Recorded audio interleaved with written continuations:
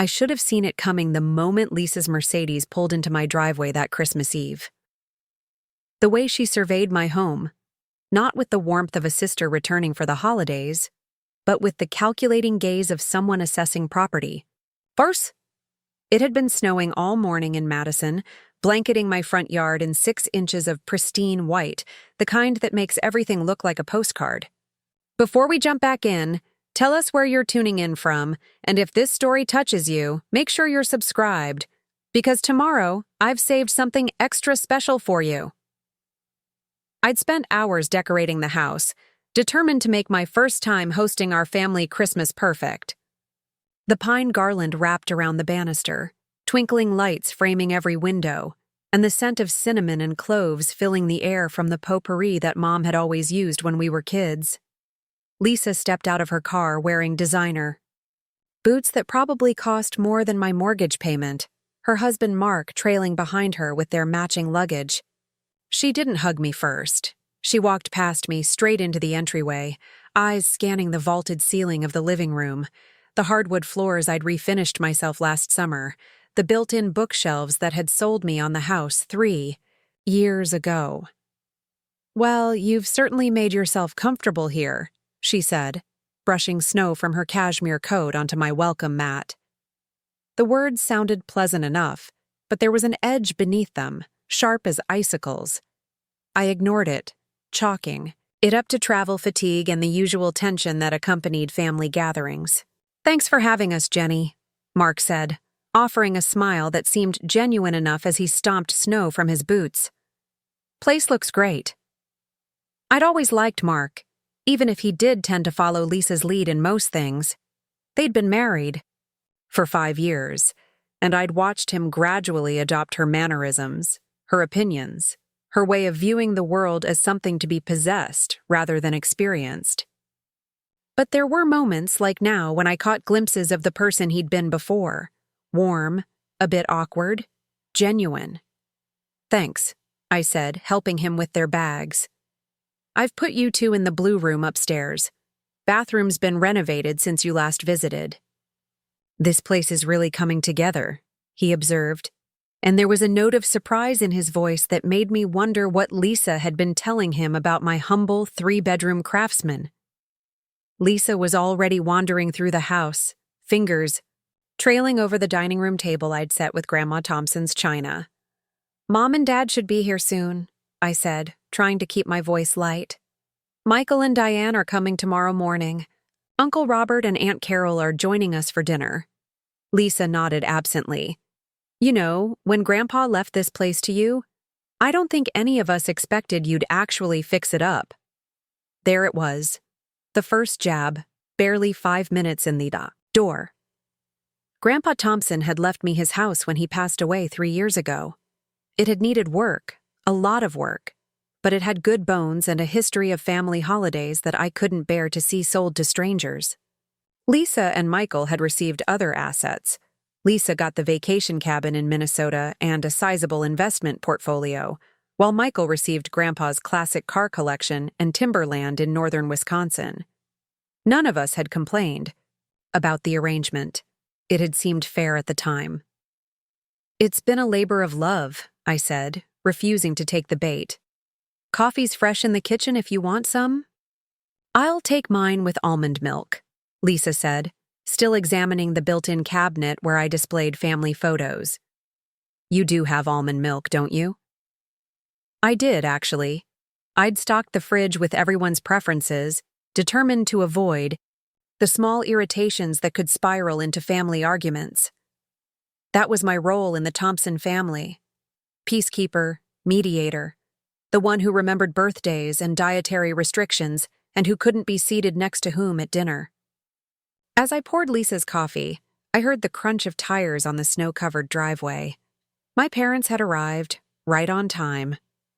Dad's punctuality was legendary in our family, a trait from his 30 years in the military that retirement hadn't softened. I watched through the kitchen window as Dad helped Mom from the passenger seat, her movements careful on the slippery driveway. She'd had hip replacement surgery 8 months ago, and while she'd recovered well, winter conditions still made her nervous. Dad's hand on her elbow was both supportive and protective, a gesture that caught in my throat. 42 years married, and he still looked at her like she was everything. "Mom and Dad are here," I called out, setting Lisa's coffee on the counter. She didn't respond, but I heard her footsteps moving toward the front door. By the time I joined her, she was embracing our mother, exclaiming over how well she looked, how the Wisconsin winter suited her. "Jenny!" Mom beamed when she saw me, extending her arms for a hug. "The house looks just magical, sweetheart."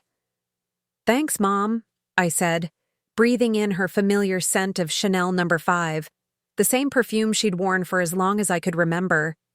"How was the drive from Green Bay?" "Clear roads until we hit the Madison city limits," Dad answered, setting their suitcases in the entryway. "Then it was slow going. You've done a fine job with the walkway, though. Well salted." From my father, this was high praise. John Thompson didn't believe in effusive compliments. He believed in noting when things were done correctly. "I'll take your bags upstairs," I offered. "I've put you in the main guest room, the one with the attached bath." "Perfect," Mom said, already removing her snow boots. "Helen, you'll want to see what Jenny's done with the kitchen," Lisa interrupted. "She's really made changes." The way she emphasized changes made it sound like I'd committed some kind of sacrilege. I caught Dad's eye, and the slight raise of his eyebrow told me he'd noticed it too. The next few hours passed in the familiar rhythm of family arriving for the holidays. Dad installed himself in the living room armchair, watching the weather forecast with intense concentration. Mom moved between helping me in the kitchen and resting her hip on the sofa.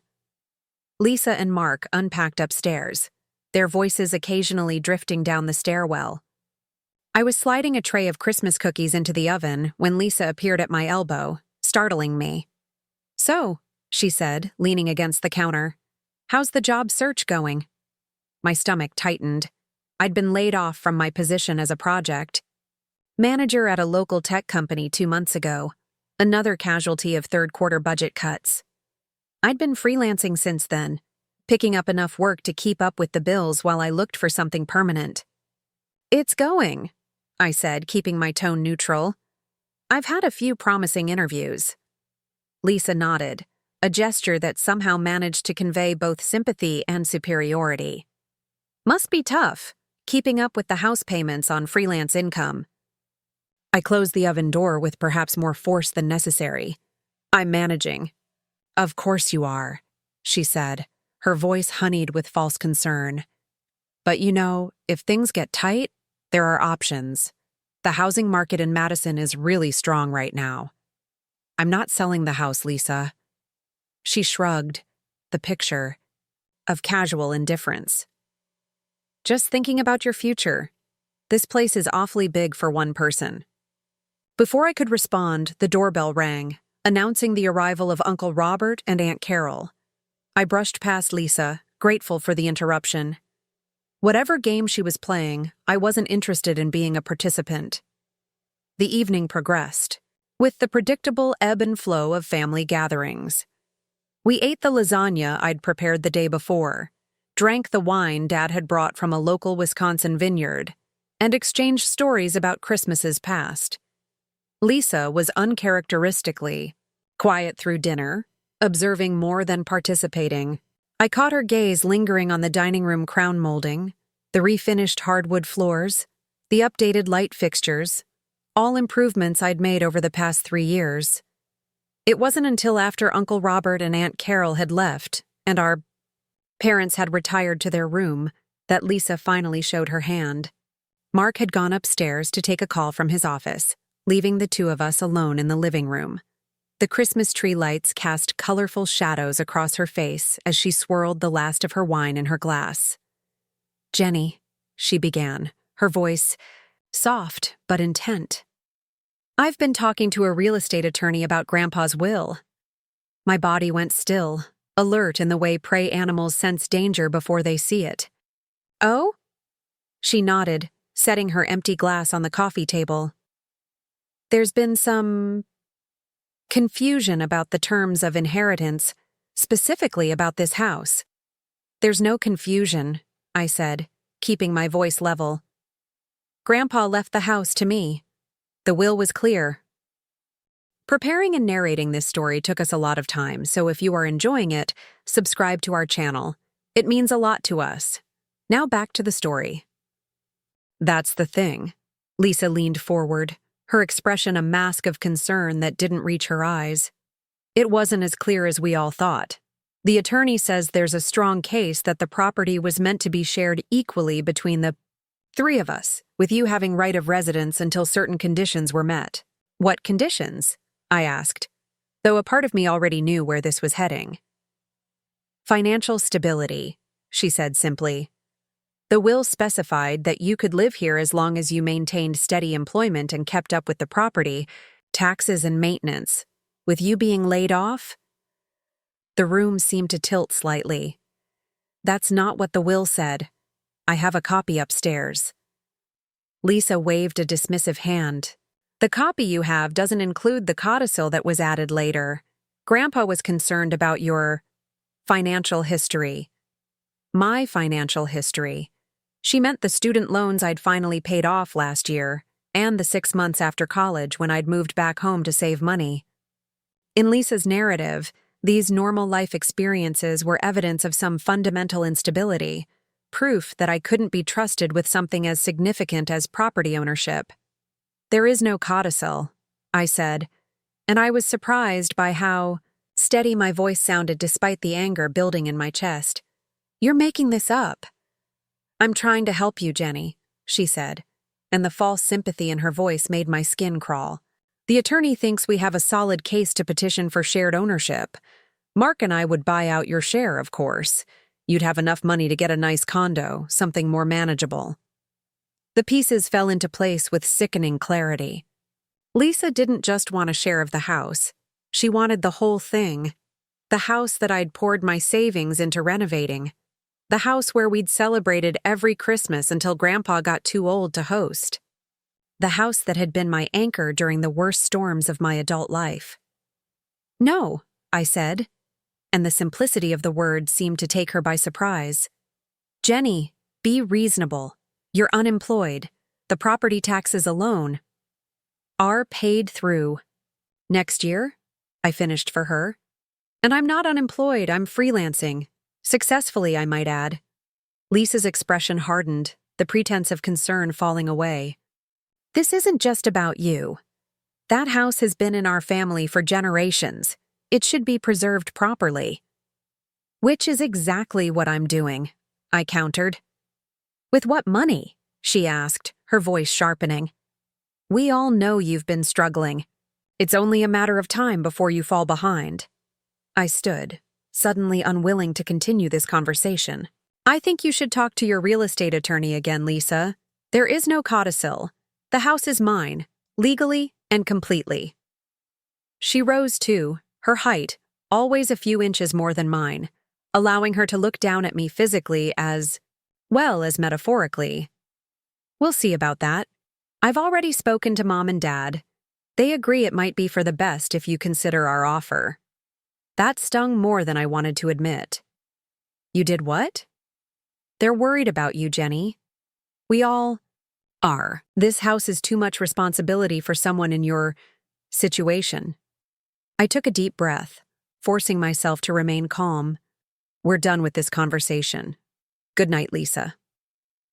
As I climbed the stairs to my bedroom, I could feel her eyes on my back, calculating and cold. Sleep didn't come easily that night. I lay awake, replaying the conversation, trying to understand how my sister, who had shared my childhood, who had once been my closest confidant, could look at my home and see only something else to possess. The next morning dawned bright and cold, sunlight gleaming off the snow that had fallen overnight. I was in the kitchen early, preparing breakfast before the rest of the house stirred. The methodical tasks of measuring coffee grounds, whisking, eggs, and slicing fruit gave my hands something to do while my mind raced with contingency plans. Lisa's claim about a codicil was nonsense. I was certain of that. but her mention of having already spoken to our parents worried me. Mom and Dad had always tried to stay neutral in disagreements between their children, but they also tended to trust Lisa's version of events. As the oldest, she'd cultivated an image of infallible competence that was hard to challenge. I was setting a platter of French toast on the table when Michael and Diane arrived, their 2-year-old daughter Emma in tow. The kitchen quickly filled, with the chaos of greetings, the distribution of overnight bags, and Emma's delighted discovery of the Christmas tree. "The house looks amazing, Jenny," Diane said, accepting a mug of coffee gratefully. "Those kitchen cabinets are new, right?" "Refinished them myself this summer," I confirmed, pleased that she'd noticed. Diane had always been observant, one of the many qualities that had made me instantly like my brother's wife. "She's been very busy playing HGTV," Lisa commented, entering the kitchen with Mark a step behind her. "Morning, Michael. Diane?" If Michael noticed the edge in Lisa's voice, he gave no indication. "Morning. Man, it smells good in here. Jenny's famous French toast?" "With extra cinnamon, just how you like it," I confirmed, trying to focus on the simple pleasure of feeding people I loved. Breakfast was a noisy affair, with Emma providing most of the entertainment as she alternated between eating enthusiastically and sharing detailed stories about her preschool adventures that only she could fully understand. I was grateful for the distraction, for the buffer that Michael and Diane's presence provided between me and Lisa.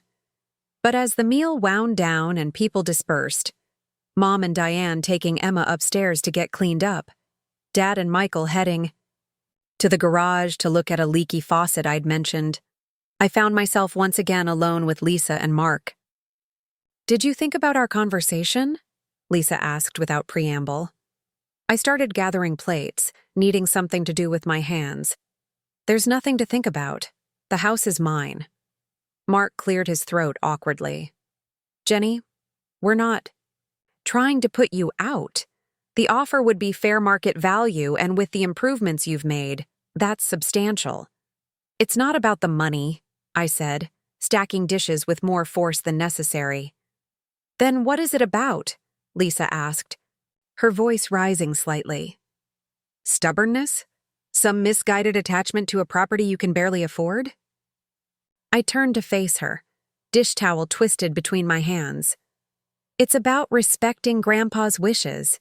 It's about the fact that I love this house and have put 3 years of work into making it a home. And yes, it's about the fact that you're trying to manipulate me with lies about a codicil that doesn't exist." "Ladies," Mark began, but Lisa cut him off with a sharp gesture. "Fine. If you want to be difficult, we can do this the hard way," she said, her voice dropping to a near whisper as we heard footsteps on the stairs. "But don't say I didn't try to make this easy for you." The rest of the day passed in an uneasy truce.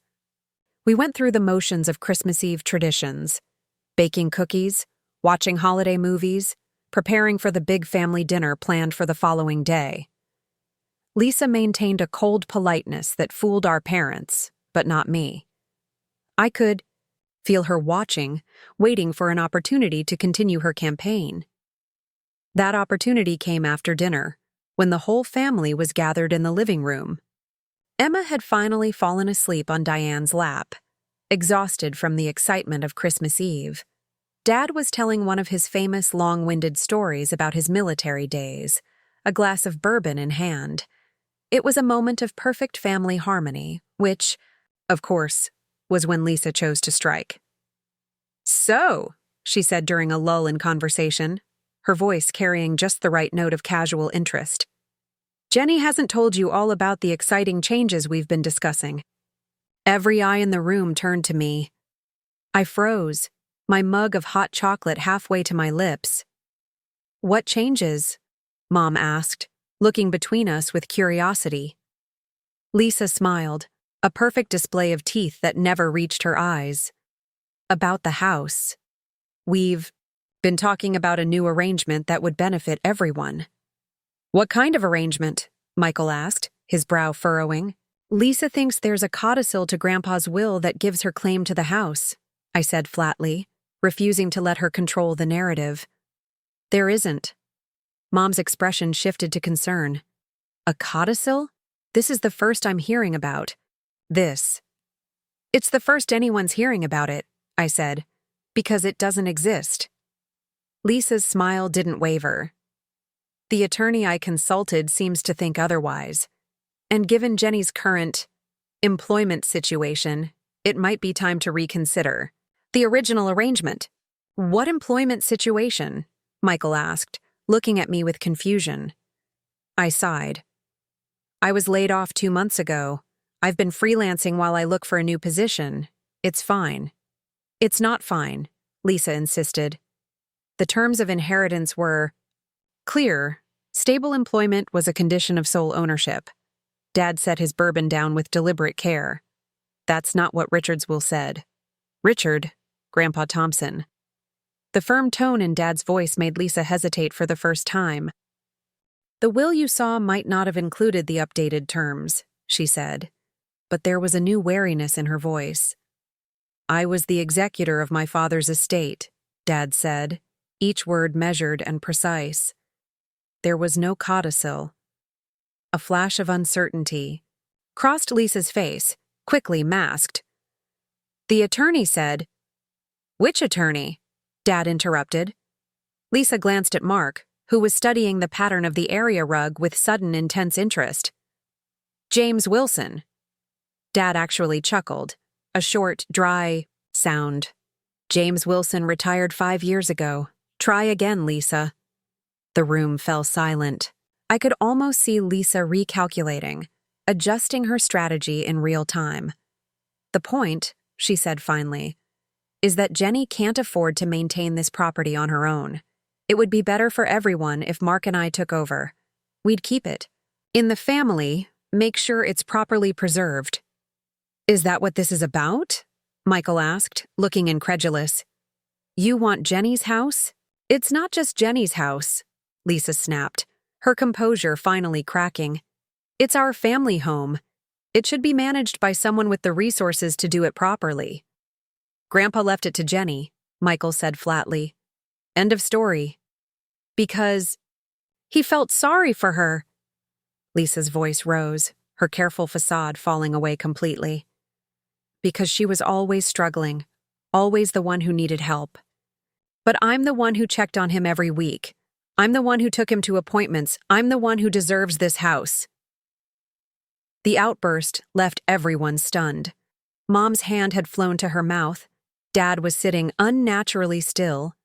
And Michael was staring at our sister like he'd never seen her before. Even Mark looked uncomfortable, shifting in his seat and avoiding eye contact with everyone.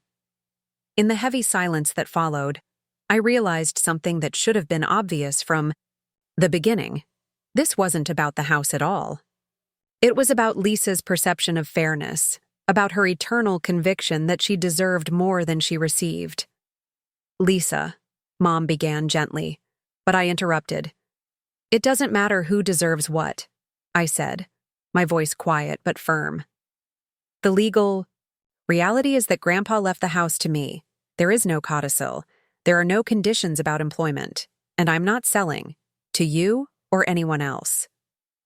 Lisa looked around the room, seeking an ally and finding none.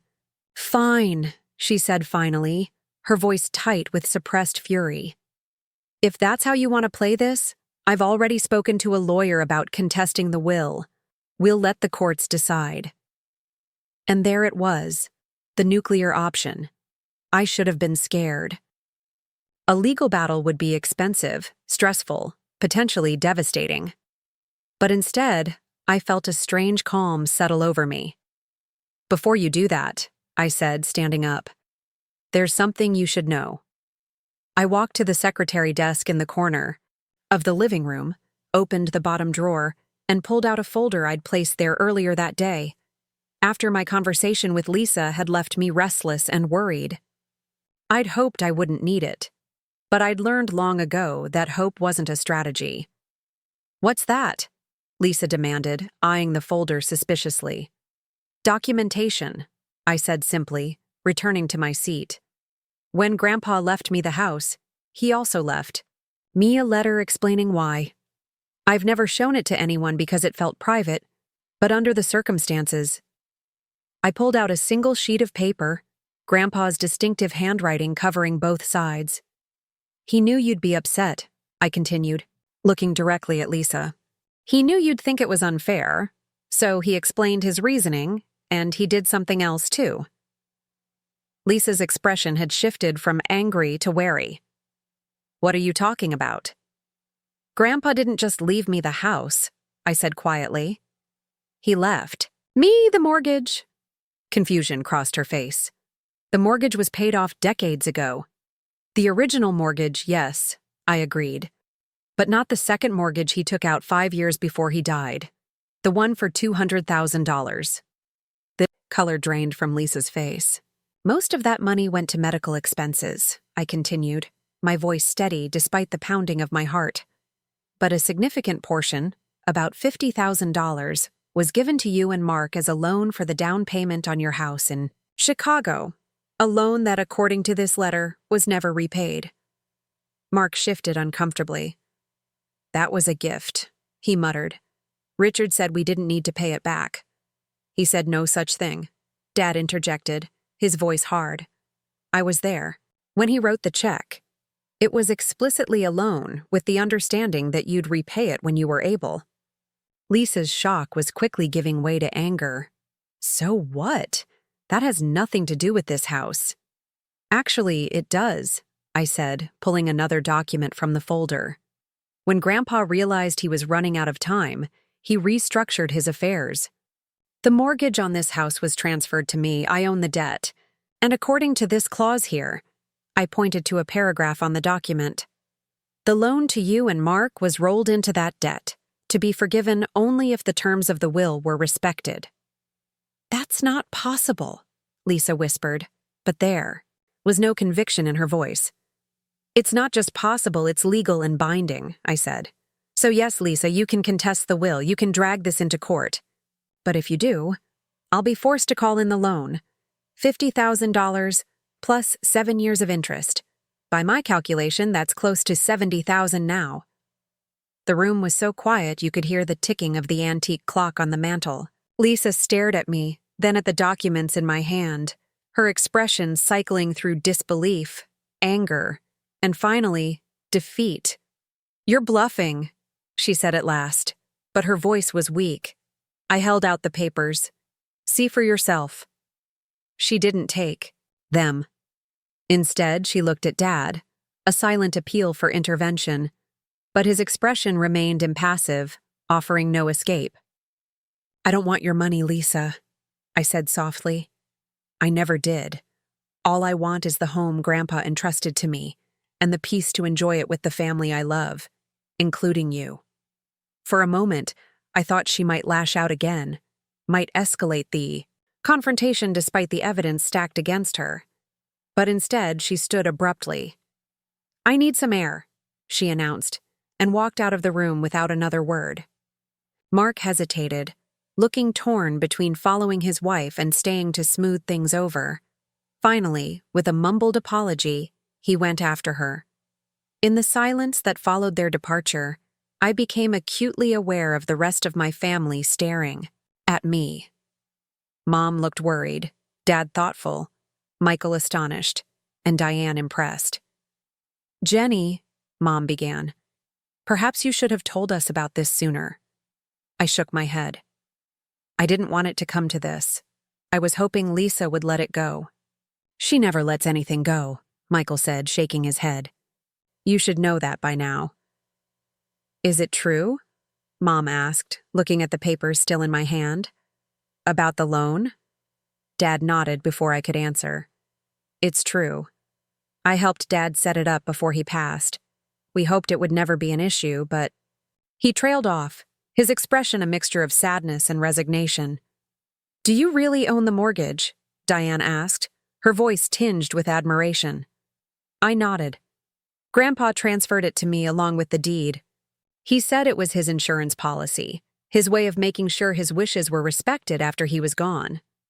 Smart old man, Michael murmured. We sat in silence for a moment, the Christmas tree lights casting colored patterns across the room. Outside, the sound of a car door slamming echoed in the quiet night.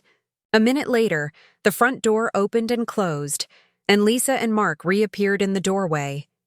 Lisa's eyes were red-rimmed, her composed facade completely gone. She looked smaller somehow, diminished by the revelation of a truth she'd been avoiding for years. "I don't want to ruin Christmas," she said, her voice barely above a whisper. Can we just put this aside for now, please?" It was perhaps the first genuine thing she'd said since arriving. I studied her face, searching for any hint of the calculation I'd grown accustomed to seeing there. But all I found was exhaustion and a reluctant surrender. "Of course," I said, returning the documents to their folder and setting it aside.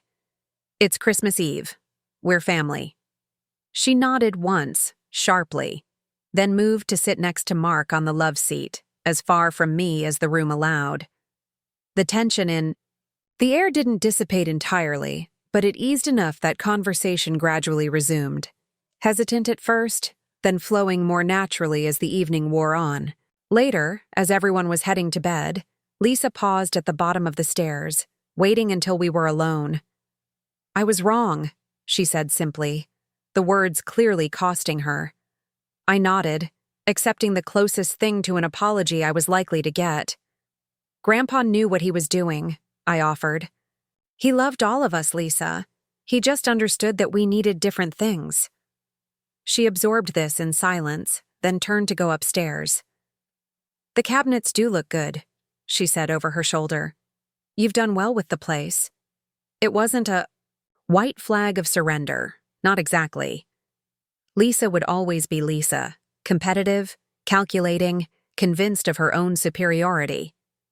But it was an acknowledgement, however small, that perhaps Grandpa had been right after all. As I moved through the quiet house, turning off lights and checking that doors were locked, I found myself pausing in the living room, looking at the Christmas tree with its familiar ornaments, many handed down through generations of Thompsons. In the reflection of a silver ball, I caught a distorted image of myself, small but present, a keeper of this home and all it represented. "Thanks, Grandpa," I whispered to the empty room, and I could almost hear his gruff voice in response. "You earned it, kiddo. Don't let anyone tell you different." Outside, snow had begun to fall again, adding another layer of white to the world. Tomorrow would bring presents and Christmas dinner and all the joys and tensions of family gathered. Close, but for now, in this quiet moment, I was exactly where I belonged, in the house that had seen generations of Thompsons through their best and worst moments, and would continue to do so, as long as I had anything to say about it. The morning, after Lisa's revelation about wanting my house, brought a fresh blanket of snow across Madison. I'd slept fitfully, our conversation replaying in my mind each time I drifted toward consciousness. When I finally gave up on sleep at 6, the sky was just beginning to lighten, turning the snow-covered yard into a canvas of soft blue shadows. I crept downstairs, careful not to wake anyone. The house was peacefully quiet, no hint of the tension that had crackled through it the night before. In the kitchen, I started the coffee maker and leaned against the counter, letting the familiar morning ritual center me. Through the window, I could see the old oak tree in the backyard, its branches heavy with snow, exactly as it had been when Grandpa was alive. Grandpa Thompson had been a man of few words but deliberate actions. He'd lived in this house for over 50 years, raised his children here, and later welcomed his grandchildren for summers and holidays. I still remembered the way he'd pat my shoulder when I helped him in the garden, his gruff voice saying, "Good job, Jenny girl." In his quiet way, he'd recognized something in me that my more ambitious siblings had missed, an appreciation for roots, for history, for the simple satisfaction of caring for a place and making it thrive. "You're up early." I startled at my father's voice, nearly spilling my coffee. Dad stood in the doorway, already dressed in slacks and a button-down shirt, despite the early hour. "Couldn't sleep," I admitted. He nodded, reaching for a mug from the cabinet. Lisa has that effect on people. The dry comment surprised a laugh out of me. Dad wasn't known for humor, especially at his eldest daughter's expense. You heard everything. Last night? I asked as he poured his coffee. Enough. He added a single spoonful of sugar, no more, no less, and stirred precisely 3 times. Military precision, even in breakfast rituals. Your sister has always had a talent for rewriting history to suit her purposes. I blinked, taken aback by his candor. You never said anything. Dad took a sip of his coffee, considering. Not my place to get between you kids. Your mother and I agreed on that early on. But this is different. She's trying to take my house. And you handled it. He looked at me over the rim of his mug, a hint of approval in his eyes. You didn't need me to step in? The simple statement warmed me more than the coffee. From Dad, this was high praise indeed. I didn't want to use Grandpa's letter, I said softly. It felt like a betrayal of confidence. Dad set his mug down. Richard knew Lisa better than anyone. That's why he left you the contingency plan. You knew about the mortgage transfer? About the loan? I helped him set it up. Dad's expression softened just slightly. He was proud of you, Jenny. Said you were the only one who saw the value in things beyond their price tag. My throat tightened unexpectedly. I miss him. We all do. Dad glanced around the kitchen. You've done good work here. Richard would approve. Before I could respond, footsteps on the stairs signaled that more of the household was stirring. Dad gave me a small nod, the moment of unusual openness closing as naturally as it had begun. Merry Christmas! Mom called as she entered the kitchen, her face bright with the anticipation of the day ahead. If she was concerned about last night's confrontation, she showed no sign of it. Merry Christmas, I echoed, pushing thoughts of Lisa and her schemes to the back of my mind. Today was for family celebration, not conflict. The next hour passed in a whirlwind of breakfast preparation, present arranging, and Emma's growing excitement as she realized what day it was. My niece was a tornado of energy, darting between the Christmas tree and the kitchen, her voice rising an octave every time someone mentioned presents. Michael and Diane came downstairs next, bleary-eyed but smiling, followed by Mark, who offered to help with breakfast. There was no sign of Lisa. She's getting ready, Mark explained when Mom asked, a flicker of discomfort crossing his face. She'll be down soon. The unspoken hung in the air.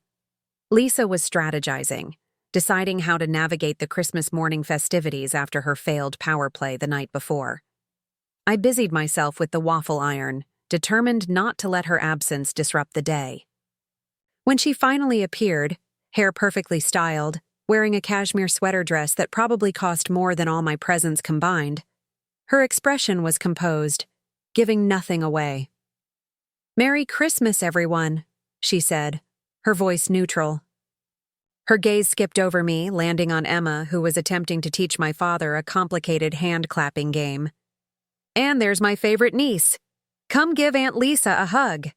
Emma happily obliged, and just like that, the morning shifted into the familiar rhythm of Christmas Day. We ate breakfast, then gathered around the tree for presents, taking turns opening gifts while Michael recorded everything on his phone. For posterity. Though we all knew the videos would never be watched again. I'd put thought into each gift. A handmade quilt for Mom featuring fabric from family vacations over the years. A rare military history book for Dad. A set of vintage Star Wars action figures I'd found at an estate sale for Michael, who collected them. A pottery class gift certificate for Diane, who'd mentioned wanting to try it. And a custom-built dollhouse for Emma, painted to match our family home. For Lisa and Mark, I'd chosen a weekend getaway at a luxury resort in Door County, the kind of indulgence they appreciated. When Lisa opened the envelope, a flicker of genuine surprise crossed her face. This is very generous, she said, the hesitation in her voice revealing more than she probably intended. She'd expected something lesser, perhaps, a token gift that reflected the strained relationship between us. I thought you and Mark could use a weekend away, I said simply. The lakeside suite has a great view. She nodded, avoiding my eyes. Thank you. Lisa's gift to me was a designer scarf, beautiful but impersonal, clearly purchased without much thought beyond its brand name. I thanked her sincerely anyway, wrapping it around my neck to model it for everyone. The gift exchange complete, we moved on to preparing Christmas dinner. The familiar domestic chaos of too many cooks in the kitchen provided a welcome distraction from lingering tension. Dad carved the turkey with military precision, Mom supervised the gravy making, Michael peeled potatoes while debating football stats with Mark, and Diane organized the children's table for Emma and the neighbors' kids who would be joining us. Later. Lisa hovered at the edges, offering occasional advice but mostly observing. I caught her watching me several times, a strange, thoughtful expression on her face that I couldn't quite read. It wasn't until mid-afternoon, when most of the family had scattered for a post-meal rest, that she approached me directly. I was in the kitchen, packaging leftovers into containers for everyone to take home. Need help? She asked, startling me. I recovered quickly. Sure, there are more containers in that drawer. She retrieved them, then began efficiently separating turkey slices into family-sized portions. We worked in silence for a few minutes, the only sound the click of plastic lids and the distant murmur of Christmas movies from the living room. The house really does look good, she said finally, not meeting my eyes. The kitchen especially. Thanks, I said cautiously. It's been a lot of work. I can tell. She sealed a container of stuffing with more force than necessary. I just don't understand why he left it to you. And there it was, the real issue, raw and exposed. Not the house itself, but what it represented. Grandpa's choice, his final statement about what he valued and who he trusted. I set down the serving spoon I was holding. Does it matter? It was his decision to make. Of course it matters, she said, her voice low but intense. I was the one who visited every week. I was the one who took him to appointments, who helped. With his finances, I was the responsible one. And he appreciated that, I said carefully. He left you the cabin, the investments. It's not about the monetary value, she interrupted. This house was his legacy, the center of the family, and he gave it to you who could barely keep a job for more than a year at a time. The accusation stung, partly because there was a kernel of truth in it. My early 20s had been unstable, a period of searching and false starts, but Lisa's characterization neglected the full picture. I changed careers twice, I corrected her. That's not the same as not being able to keep a job, and for the past 5 years, until the layoff, I was with the same company. She waved a dismissive hand. The point is, I was the steady one, the reliable one. I earned this house. The entitlement in her voice was so breathtaking that for a moment, I could only stare at her. In Lisa's world, everything was transactional. Love, care, family. All of it could be tallied into columns of debt and payment.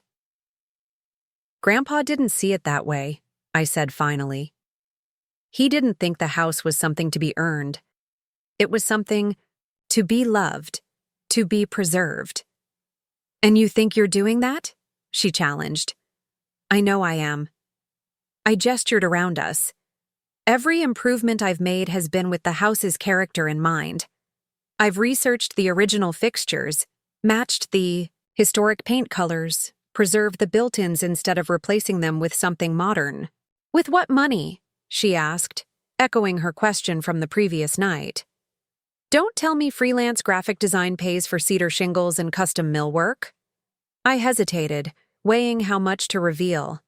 Lisa had always been competitive about finances, using her higher salary as a measure of her superior life choices. I've been careful, I said finally, And I do more than just graphic design. I've picked up project management work, some content creation for local businesses. It adds up. She studied me, clearly not entirely convinced. And the layoff? How long can you keep this up without steady income? I have savings, I said, which was true, if not the complete picture. And prospects. Tech companies are already starting to hire again for the new year. Lisa opened her mouth as if to argue further, then seemed to think better of it. She returned to packaging leftovers, her movements brisk and efficient. I'm not going to contest the will, she said after a long silence, just so you know. Relief flooded through me, tempered by wariness. Lisa's concessions always came with conditions. Thank you. But I still think you should consider selling, she continued, confirming my suspicion. Not to me if that's the issue, but to someone who can truly afford to maintain it properly. I can maintain it properly, I said, my voice firm. And I don't want to sell. Not to you, not to anyone. She sighed, closing the last container with a definitive snap. You're being sentimental. It's just a house, Jenny. No, I said quietly. It's not just a house. It's home. It's memories. It's a connection to Grandpa and to our childhood. You know that, or you wouldn't be so determined to have it. Something flickered across her face, too quick to name. For a moment, I thought I'd broken through. Reached the sister I'd once been close to before ambition and comparison had wedged between us. But then her expression smoothed, composure reasserting itself. Well, it's your decision, for now anyway.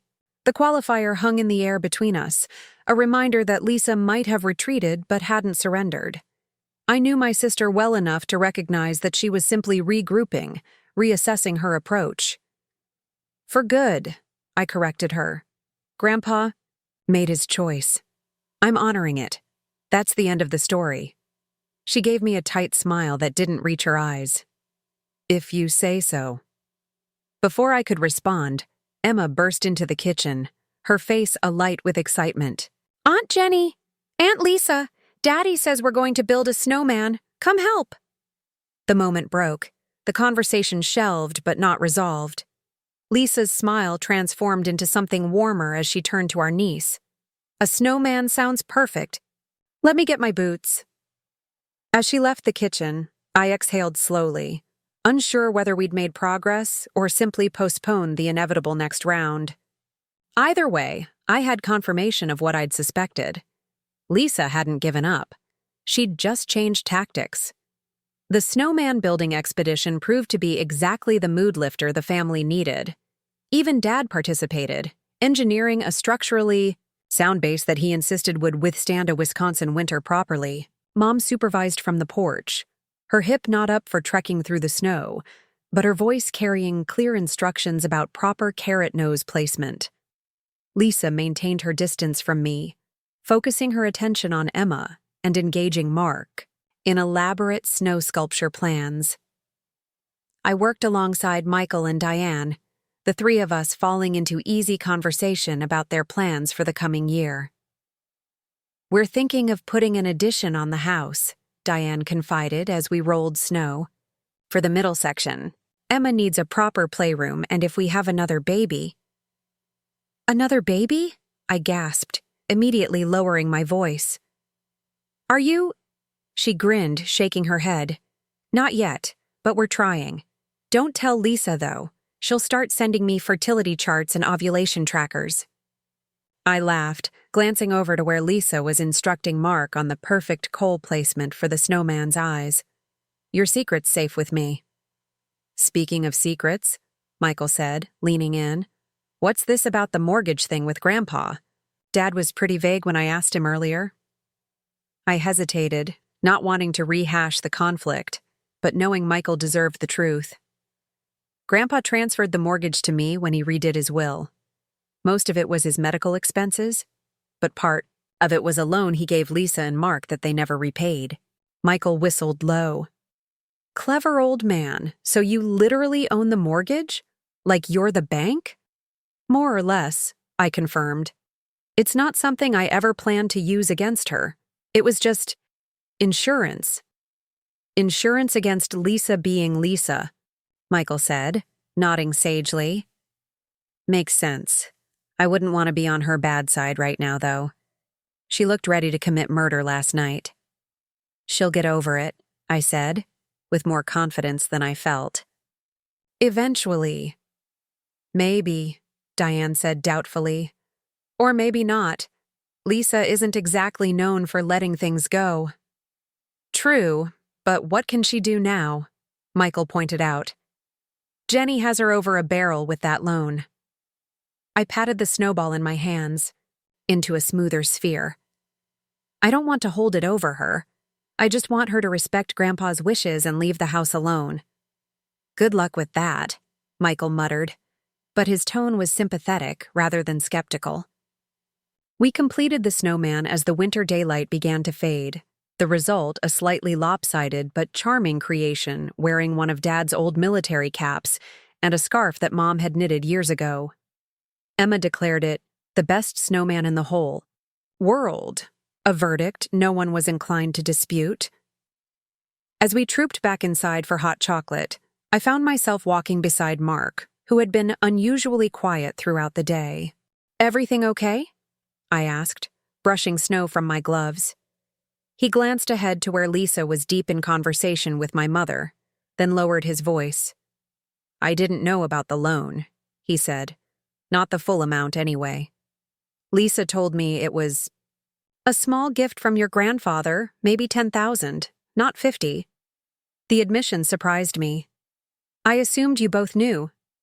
He shook his head, his expression troubled. Lisa handled all the financial arrangements. She just told me we had enough for the down payment and not to worry about where it came from. I wasn't sure how to respond.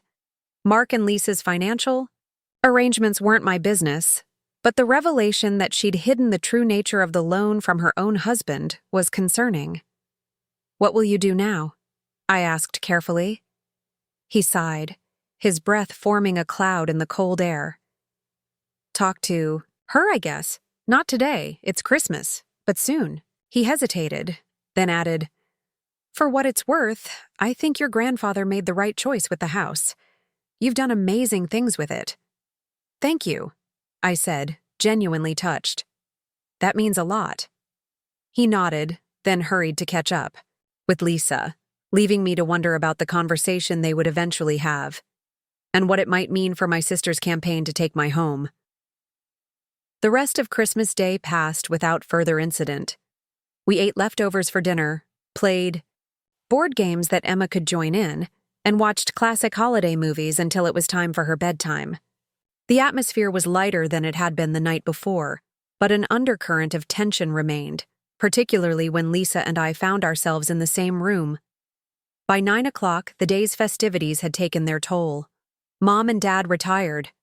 To their room, Michael and Diane took Emma upstairs to bed, and Mark excused himself to answer work emails, leaving Lisa and me alone in the living room.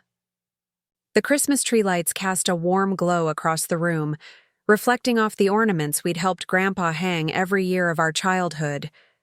For a long moment, neither of us spoke, the silence heavy with unresolved feelings.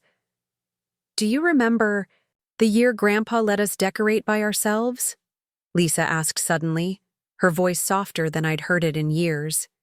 You must have been about 8, which would make me 11. The memory surfaced immediately, Grandpa Thompson standing back, arms crossed as we argued over where to place each ornament. You put all the red balls on one side, I recalled, smiling despite myself. Grandpa said it looked like the tree was blushing. Lisa laughed, the sound startlingly genuine. And you hung all the animal ornaments at the bottom so they could see each other. They were friends, I defended, the decades-old logic still making perfect sense to me. The giraffe needed to talk to the elephant. We both fell silent again, the shared memory creating a momentary bridge across the chasm that had formed between us. I studied my sister's profile, trying to reconcile the ambitious, calculating woman she'd become with the girl who had taught me to tie my shoes and braid my hair. Why did we stop being friends? I asked, the question slipping out before I could reconsider it. Lisa looked startled, then thoughtful. Did we? Stop being friends? You know we did, I said quietly. Somewhere between high school and now, we became competitors instead of sisters. She twisted her wedding ring, a nervous habit she'd had since the day Mark had placed it on her finger. I didn't see it that way. No? I raised an eyebrow. Then how would you describe trying to take my house out from under me? She flinched slightly. That's not... I wasn't thinking of it as taking something from you. I was thinking of it as correcting an imbalance. An imbalance, I repeated, the word tasting bitter. Because you think you deserved the house more than I did. I think Grandpa didn't fully consider the practical implications of his decision, she said carefully. You struggle financially, Jenny. That's not a judgment. It's a fact. This house requires resources to maintain properly. And yet I've managed. For 3 years without any help, I pointed out. The house is in better shape now than when Grandpa left it to me. Because you've poured every cent you have into it, she countered. At the expense of your own financial security. What happens when the roof needs replacing, or the foundation needs work? These are expensive problems, and they're inevitable. In a house this age. There was a grain of truth in her concerns, which made them harder to dismiss. I had indeed spent most of my savings on home improvements, confident that my stable job would allow me to rebuild my emergency fund. The layoff had thrown that plan into disarray. I'll figure it out, I said, with more confidence than I felt. I always do. Lisa studied me, her expression skeptical, but not unkind. You shouldn't have to figure it out alone. That's my point. If we shared ownership, we'd constantly be fighting over every decision, I finished for her. You'd want to modernize, I'd want to preserve. You'd see it as an investment, I see it as a home. She didn't deny it. We could establish clear boundaries, a legal agreement about who controls what aspects. I shook my head, amazed at her persistence. That's not what Grandpa wanted. He didn't leave the house to us jointly for a reason. Because he was sentimental, she said, a hint of impatience creeping into her voice. He saw himself in you, the dreamer, the one who valued history over practicality. Is that so bad? I asked, genuinely curious about how she saw our grandfather, a man we had both loved but perhaps understood differently. Lisa sighed, leaning back against the couch. No, it's not bad. It's just impractical. Sentiment doesn't pay for property taxes or new water heaters. Maybe not, I conceded. But it's what makes a house a home. It's why this place matters to both of us in the first place. She considered this, her gaze moving around the room, taking in the details. The bookshelf Grandpa had built, the window, seat where we'd read stories, the mantel with its collection of family photos spanning generations. I do love this house, she admitted quietly. But I also worry about it, about whether it's in the right hands for the long term. The comment stung, but I recognized it as possibly the most honest thing she'd said since arriving. Lisa's concern, however misguided, came from a place of genuine attachment to our family home. I understand that, I said carefully, but you need to understand something too. This house is more than just a possession to me. It's my anchor. When everything else in my life has been uncertain, careers, relationships, finances, this place has given me stability, a sense of belonging. You could have that anywhere, she argued, but with less conviction than before. No, I couldn't, I said simply. This is where I'm meant to be. Grandpa knew that, even if you can't see it. Lisa opened her mouth as if to argue further, then closed it, unexpectedly yielding the point. You really won't consider selling? Not even if your financial situation worsens? Not even then, I confirmed. I'll take second jobs, rent out a room, whatever it takes. But this house stays in the family, with me as its caretaker. That's Non-negotiable. She nodded slowly, something like resignation passing across her face. All right, I won't bring it up again. I eyed her warily, not quite trusting this sudden capitulation. Just like that? A wry smile tugged at her lips. Well, you do have 70,000 reasons why I should drop it. The reference to the loan made me wince. I don't want to hold that over you, Lisa. That's not why Grandpa told me about it. No? Then why did he? I considered my answer carefully. I think he wanted me to understand that choices have consequences, that you can't always have everything you want, even if you think you deserve it. She absorbed this, her expression unreadable. A lesson for me, delivered through you. Typical Grandpa, making his point even from beyond the grave. He loved you, I said softly. He was proud of your success, your ambition. He just worried sometimes that you valued the wrong things. And you value the right ones? There was an edge to the question, but genuine curiosity too. I shrugged. I value different ones. Family history, preservation, making something old beautiful again, rather than replacing it with something new. Lisa was quiet for a long moment, then said, I'm still not convinced you can maintain this place on your own. But she took a deep breath as if the words cost her. I respect that you're determined to try. It wasn't approval exactly, but it was something close to acceptance. From Lisa, that was significant progress. Thank you, I said simply. She nodded, then stood, smoothing her dress with practiced precision. It's been a long day. I think I'll head to bed. Good night, I said, watching as she crossed the room with her characteristic, purposeful stride. At the doorway, she paused, turning back to face me. The renovation work really is impressive, Jenny. You've honored the house's character while making it your own. Grandpa would be proud. The compliment, unexpected and seemingly sincere, left me momentarily speechless. By the time I recovered, Lisa had already disappeared up the stairs, the soft tread of her footsteps fading as she headed to the bedroom. I remained in the living room, surrounded by the glow of Christmas lights and the tangible presence of family history. Lisa's concession hadn't resolved everything between us.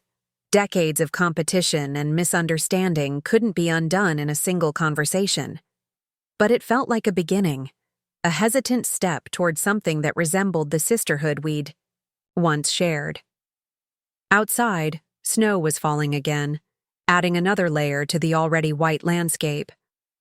I moved to the window, watching the flakes drift down in the glow of the street lamp.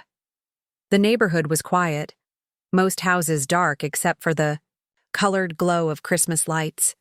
In a few days, everyone would return to their own homes, their own lives.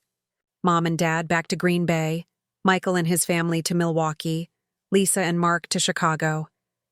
But I would remain here, in the house that had seen generations of Thompsons through their joys and sorrows. The house that Grandpa had entrusted to me, believing that I, of all his grandchildren, would understand its true value. As I turned away from the window, my gaze fell on the old secretary desk in the corner, where I'd stored the folder containing Grandpa's letter and the mortgage documents.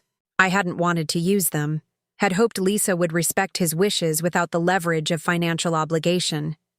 But perhaps this was how it was meant to play out, the final lesson from a grandfather who had always taught by example rather than instruction. I ran my hand along the banister as I climbed the stairs, feeling the smooth wood beneath my fingers, polished by decades of Thompson hands. Tomorrow would bring another day of family, of navigating the complex currents of sibling relationships and parental expectations. But tonight, in the quiet of Christmas evening, I felt a sense of peace settling over the house and over me. Whatever Lisa decided when she returned to Chicago, whether she truly accepted Grandpa's decision or simply retreated to plan another approach, I knew with certainty that I was where I belonged. This house, with its creaky floors and drafty, Windows, its history embedded in every wall and door frame, was home in the deepest sense of the word. And no one, not even my determined sister, was going to change that. The day after Christmas dawned with a stillness that only follows major holidays. That peculiar quiet when the anticipation has passed and reality settles back in. I woke early, padding downstairs in my slippers to start coffee before anyone else stirred.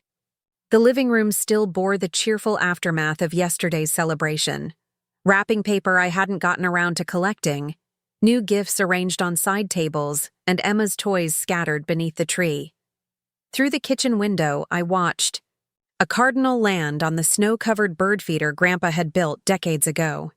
Its bright red plumage stood in vivid contrast to the white landscape. Grandpa had loved cardinals, said they reminded him of my grandmother who always wore red lipstick and had a fondness for flashy accessories. Like little messengers, he'd told me once, letting me know she's still keeping an eye on things. I smiled at the memory, wondering if the cardinal was Grandpa's way of sending his own message this morning. If so, I hoped it was one of approval. The confrontation with Lisa had been uncomfortable but necessary, and while I wasn't sure we'd reached a true resolution, the air felt clearer between us. The coffee maker gurgled its last, and I poured myself a cup, adding a splash of the cinnamon creamer I kept on hand for special occasions. The house was quiet, everyone else still sleeping off the previous day's festivities. These early morning moments were my favorite, the house to myself, the day's possibilities still unfolding. I carried my coffee to Grandpa's old study, now converted into my home office. Unlike the rest of the house, which I'd renovated with careful attention to its original character, this room I'd made entirely my own. My drafting table stood by the window to catch the northern light. Shelves, lined with design books and reference materials, covered one wall. A comfortable reading chair occupied the corner where Grandpa's recliner had once been. I settled at my desk, opening my laptop to check emails. Freelance work didn't stop for holidays, and I had a logo design due for a local bakery by the end of the week. As I scrolled through messages, a notification appeared from my bank. The automatic mortgage payment had gone through, a transaction that still gave me a small jolt whenever I saw it. The mortgage. The loan. Lisa's face when I revealed what I knew. I closed my eyes, trying to push away the memory. I hadn't wanted to use that information as a weapon, had hoped we could resolve things without it. But Lisa had forced my hand, and now I had to live with the consequences of that revelation. Would it permanently damage our already strained relationship? Or could it somehow clear the air, allow us to build something more honest? There you are. I startled at the sound of Mark's voice, nearly spilling my coffee. He stood in the doorway, already dressed in jeans and a sweater, his own coffee mug in hand. "Sorry," he said, looking genuinely apologetic. "Didn't mean to scare you." "It's fine," I assured him, closing my laptop. "Just jumpy this morning. Did you sleep okay?" He nodded, hovering awkwardly in the doorway as if unsure whether to enter or retreat. "Mind if I—" He gestured vaguely toward the room. "Of course. Not. Come in." He stepped inside, glancing around with appreciation. "Nice space. Very you." "Thanks."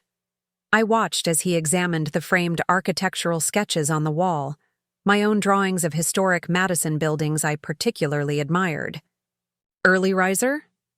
"Always have been," he confirmed, moving to the window that overlooked the backyard. "Lisa sleeps in when she can, especially after intense family gatherings." The hesitation in his voice told me all I needed to know about their post-Christmas conversation. "You talked to her about the loan." It wasn't a question, but he nodded.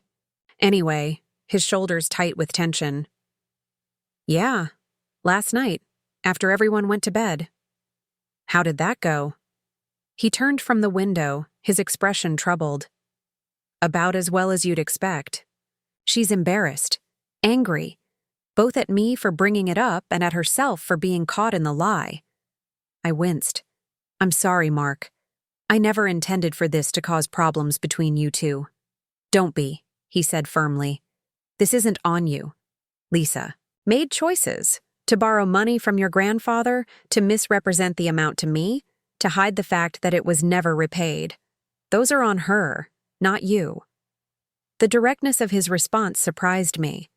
Mark had always struck me as easygoing, to the point of passivity, especially when it came to Lisa's more forceful personality. This new assertiveness was unexpected. Still, I said carefully, family finances are complicated. I shouldn't have put you in this position. He shook his head, settling into the reading chair across from my desk. You didn't.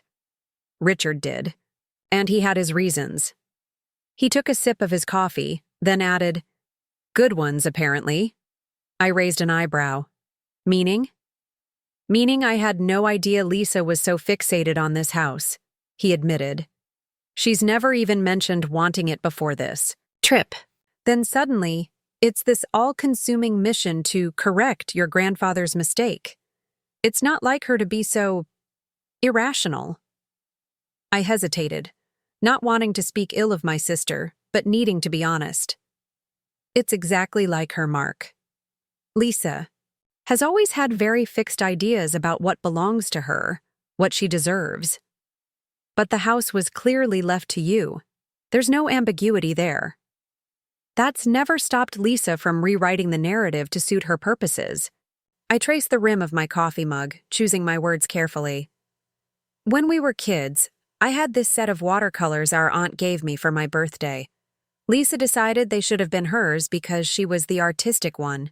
She didn't even want, to paint. She just couldn't stand that I had something she didn't. Mark looked troubled. And now it's the house. Now it's the house, I agreed. Except this isn't a set of watercolors and we're not children anymore. He was quiet for a moment, staring into his coffee as if the answers might be found there. I tried to talk her out of this whole plan, he said finally. When she first mentioned contesting the will, I told her it was a bad idea. That we don't need another house, especially not one in Wisconsin when our lives are in Chicago. He sighed. She wouldn't listen. Lisa rarely does when her mind is made up. No, he agreed, a hint of weariness in his voice. She doesn't. We sat in silence for a moment, the early morning light strengthening as it filtered through the curtains. Outside, the cardinal had been joined by its mate, both of them pecking at the seeds I'd put out the day before. What will you do now? I asked, genuinely curious about his position in all of this. Mark set his mug down, rubbing his hands over his face. I don't know. We have a lot to talk about when we get home. The loan, the house, the fact that she hid the truth from me. It's a lot. I never meant to come between you, I said softly. You haven't, he assured me. If anything, you forced a necessary conversation, one we probably should have had years ago. He hesitated, then added, Lisa and I have always had different ideas about money. I grew up with parents who lived within their means, who saved for things they wanted. Lisa wants what she wants when she wants it. Consequences be damned. It was the most critical I'd ever heard Mark be of my sister, and the candor of it surprised. No, that sounds challenging. He laughed, a short, humorless sound. That's one word for it. Financially terrifying would be another. He looked up, meeting my eyes directly. Did you know we're carrying nearly $40,000 in credit card debt? I tried not to let my shock show on my face. No, I had no idea.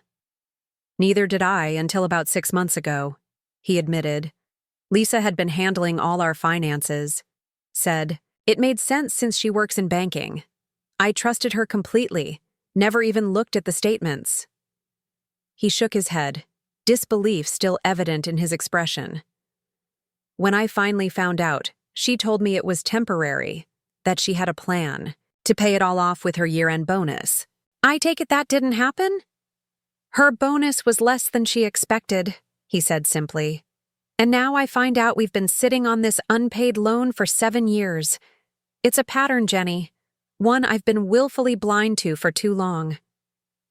The vulnerability in his admission made my chest tighten with empathy. Mark had always been the steady one in Lisa's orbit, the counterbalance to her more volatile personality. Seeing him this shaken was unsettling. "What do you want to do about the loan?" I asked.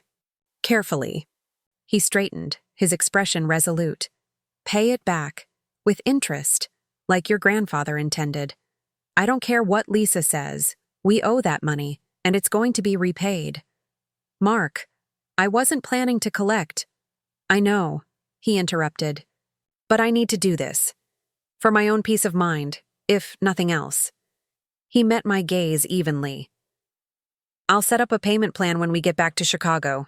It might take some time, but you'll get every penny back." The determination in his voice was unmistakable. This wasn't just about money for Mark, it was about integrity, about righting a wrong that had festered too long. "Okay," I said simply. "We can work something out." He nodded, a tension visibly releasing from his shoulders. "Thank you. For understanding, and for being who you are. This house is lucky to have you." The compliment warmed me unexpectedly. "That's a nice thing to say." "It's true." He looked around the room appreciatively. "I can see why Richard left it to you. You get it. Not just the physical structure, but what it represents.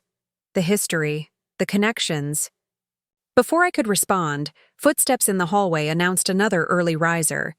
A moment later, my father appeared in the doorway, already dressed and ready for the day.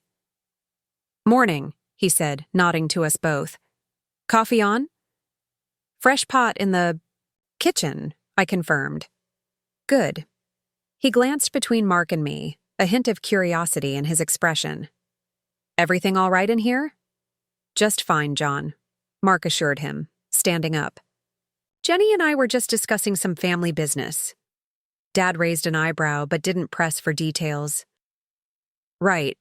Well, your mother's awake, Jenny, wondering about breakfast plans." "I'll get started on something," I said, rising from my desk. "Pancakes okay with everyone?" "Perfect," Dad agreed, then turned to Mark. "You mind helping me with something in the garage first? Need an extra pair of hands." Mark seemed surprised by the request, but nodded readily. "Of course." I watched them go, wondering what my father really wanted. Dad wasn't one for casual conversation, especially not with in-laws. If he was seeking a private word with Mark, it was for a specific purpose. In the kitchen, I found Mom already setting the table, moving with the careful deliberation that her new hip required. "You shouldn't be doing that," I chided gently, taking the stack of plates from her hands. "That's what you have 3 adult children for." She smiled, patting my cheek affectionately. "Old habits. Besides, I'm perfectly capable of setting a table, Jennifer." The use of my full name, always a sign that she wouldn't be dissuaded, made me smile. "At least sit down while I make breakfast. Dad's kidnapped Mark for some mysterious garage errand, but they'll be back soon." "Your father likes Mark," she said, settling at the kitchen table. "Says he has good structural integrity. High praise, coming from him." I laughed, mixing pancake batter with practiced ease. "I like him too. He's good for Lisa. Steadying." Mom watched me work, a thoughtful expression on her face. "They had words last night, after everyone went to bed." I kept my expression neutral. "Oh? She toyed with the edge of a napkin. Something about finances from what I could overhear. Lisa was upset. I focused on measuring vanilla extract, not wanting to reveal what I knew. "Christmas can be stressful." "Jenny," Mom's tone made me look up. "I'm not blind, nor am I deaf. I know Lisa tried to take this house from you, and I know you stopped her with that loan information." I sighed, setting down the measuring spoon. "I didn't want to involve you and Dad in this. It's between Lisa and me." "It's family business," Mom corrected, "which makes it everyone's business." Your father and I have stayed out of it because you're adults and need to resolve your own conflicts. But don't think for a minute that we don't see what's happening." Her directness was unexpected. Mom usually preferred to smooth over conflicts rather than address them head-on. "What do you think about it?" I asked, genuinely curious. "About Lisa trying to contest the will?" Mom considered the question, her expression thoughtful. "I think your sister has spent her entire life believing that success is measured by what you have, not who you are. It's partly our fault. We praised her ambition, her achievements. Perhaps too much." The admission surprised me. "You think Lisa turned out this way because of how you raised her?" "I think we all become who we are through a combination of nature, nurture, and our own choices," Mom said carefully. "Lisa was always driven, always competitive. Your father and I could have done more to channel those traits in healthier directions." I poured batter onto the hot griddle, watching the pancakes begin to bubble. "It's not too late.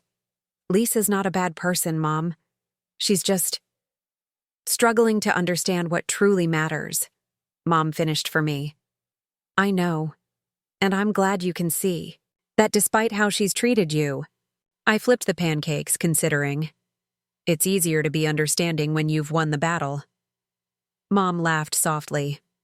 "True enough, but not everyone would be so gracious in victory."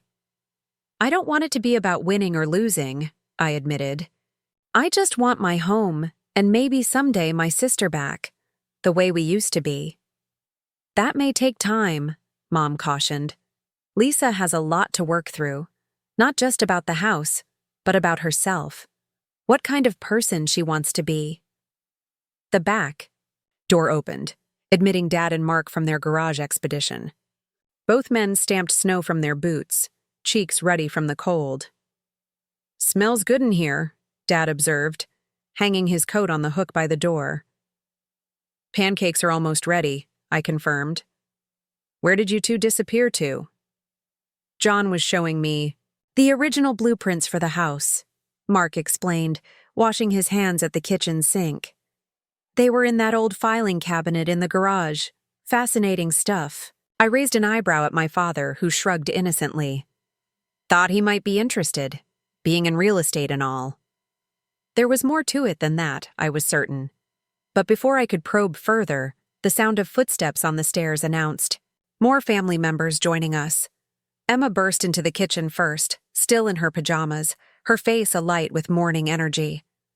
"Pancakes!" she exclaimed, scrambling onto a chair. "Can I have chocolate chips in mine, Aunt Jenny? Please?" "Of course." "You can, sweet pea," I assured her, already reaching for the bag of chocolate chips I kept on hand for just such requests. Diane followed, tying her robe as she entered. "Emma, honey, inside voice, remember? Not everyone is as wide awake as you are." "Sorry, Mommy," Emma stage whispered, making everyone smile. Michael appeared next, hair tousled from sleep, but eyes alert. "Coffee," he mumbled, making a beeline for the pot. We settled into the comfortable rhythm of a family breakfast, passing plates and syrup, discussing plans for the day. The only person missing was Lisa, a fact that didn't go unnoticed as the meal progressed. "Should someone check on her?" Mom eventually asked, glancing toward the stairs. Mark shook his head. "Let her sleep. She had a restless night." The slight hesitation told me all I needed to know about the aftermath of their discussion. I caught Mark's eye across the table, a silent question in my gaze. He gave a small nod. Everything was under control, or as much as it could be. After breakfast, the day unfolded with the lazy pace of post-holiday family time. Dad and Michael took Emma sledding on the hill behind the house, their laughter drifting back to us through the cold air. Mom and Diane settled in the living room, with books and tea, occasionally chatting but mostly enjoying the quiet companionship. Mark disappeared upstairs, presumably to check on Lisa. I used the time to catch up on work emails, responding to clients, and outlining the next steps for ongoing projects.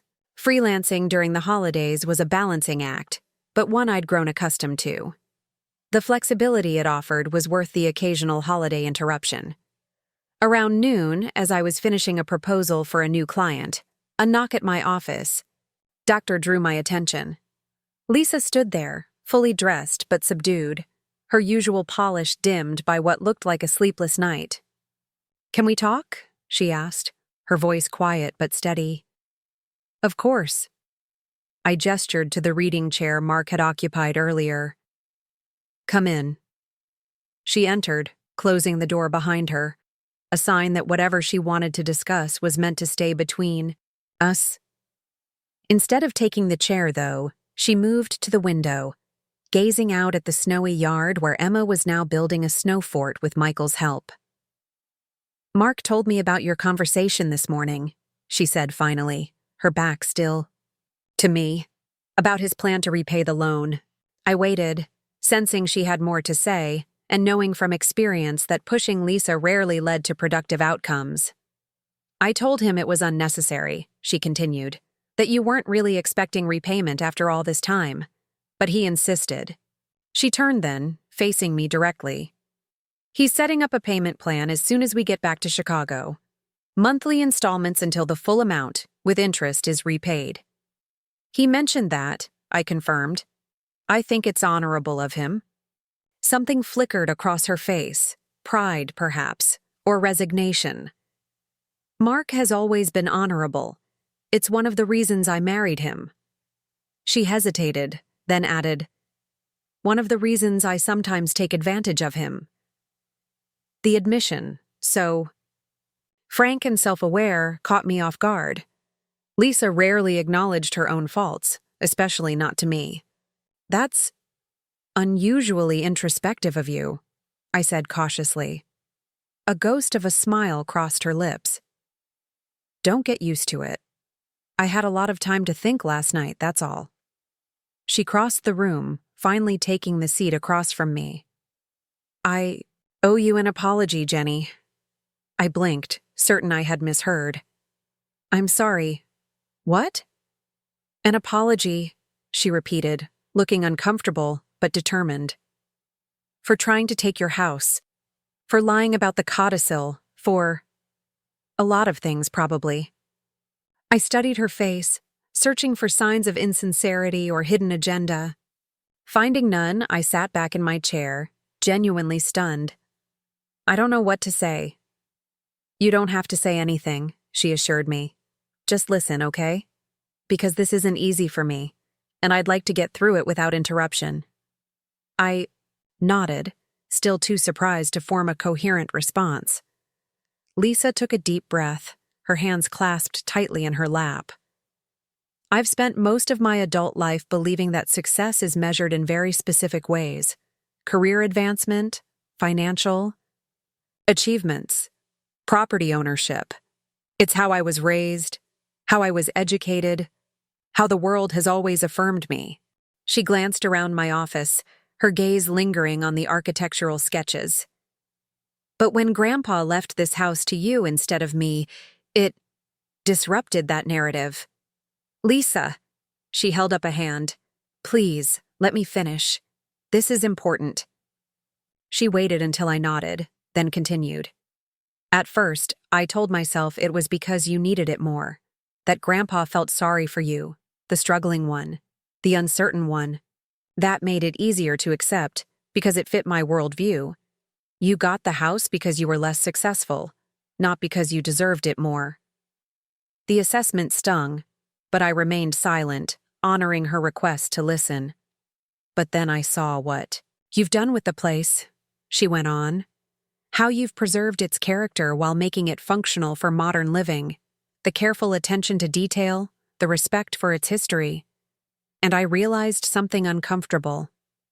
Grandpa didn't leave you the house because he felt sorry for you. He left it to you because he knew you would love it the way he did. Her voice caught slightly on the last words, a rare display of emotion from my normally composed sister. "The truth is, I wouldn't have done the same," she admitted. "I would have gutted it, modernized everything, probably flipped it for a profit as soon as the market was favorable. Because that's how I see property, as an investment, not a legacy. She met my gaze directly. Grandpa knew that, and he made his choice. Accordingly, the honesty in her assessment left me momentarily speechless. Lisa had always been perceptive about others, but rarely so clear-eyed about herself. I don't know what to say, I admitted finally. Except, thank you for understanding. She nodded, a hint of her usual briskness returning. Well, it took me long enough, and a $70,000 wake-up call. She attempted a smile, though it didn't quite reach her eyes. Mark and I had a long talk last night. About the loan, about our finances in general. It wasn't pretty.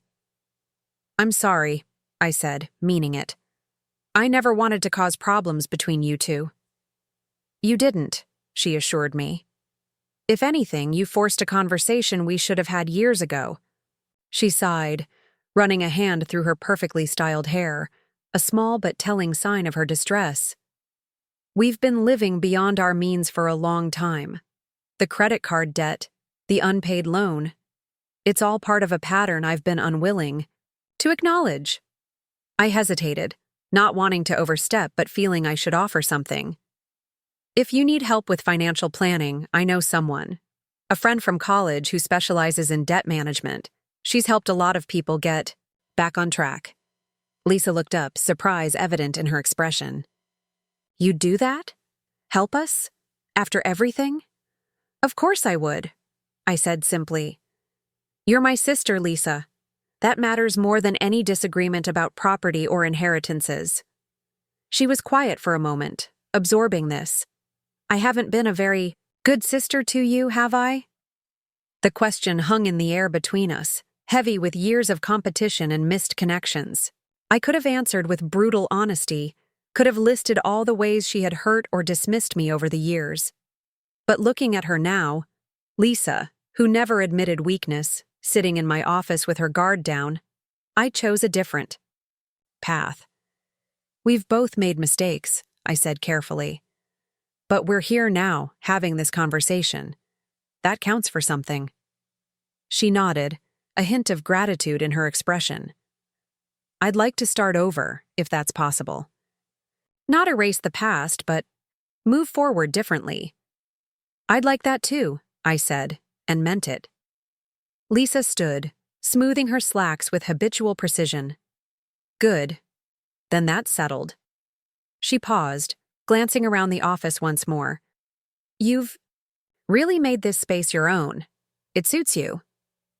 Thanks, I said, touched by the genuine compliment. It's where I do my best work. Speaking of work, she said, a familiar briskness returning to her tone. Mark mentioned you're freelancing. Now, what exactly do you do?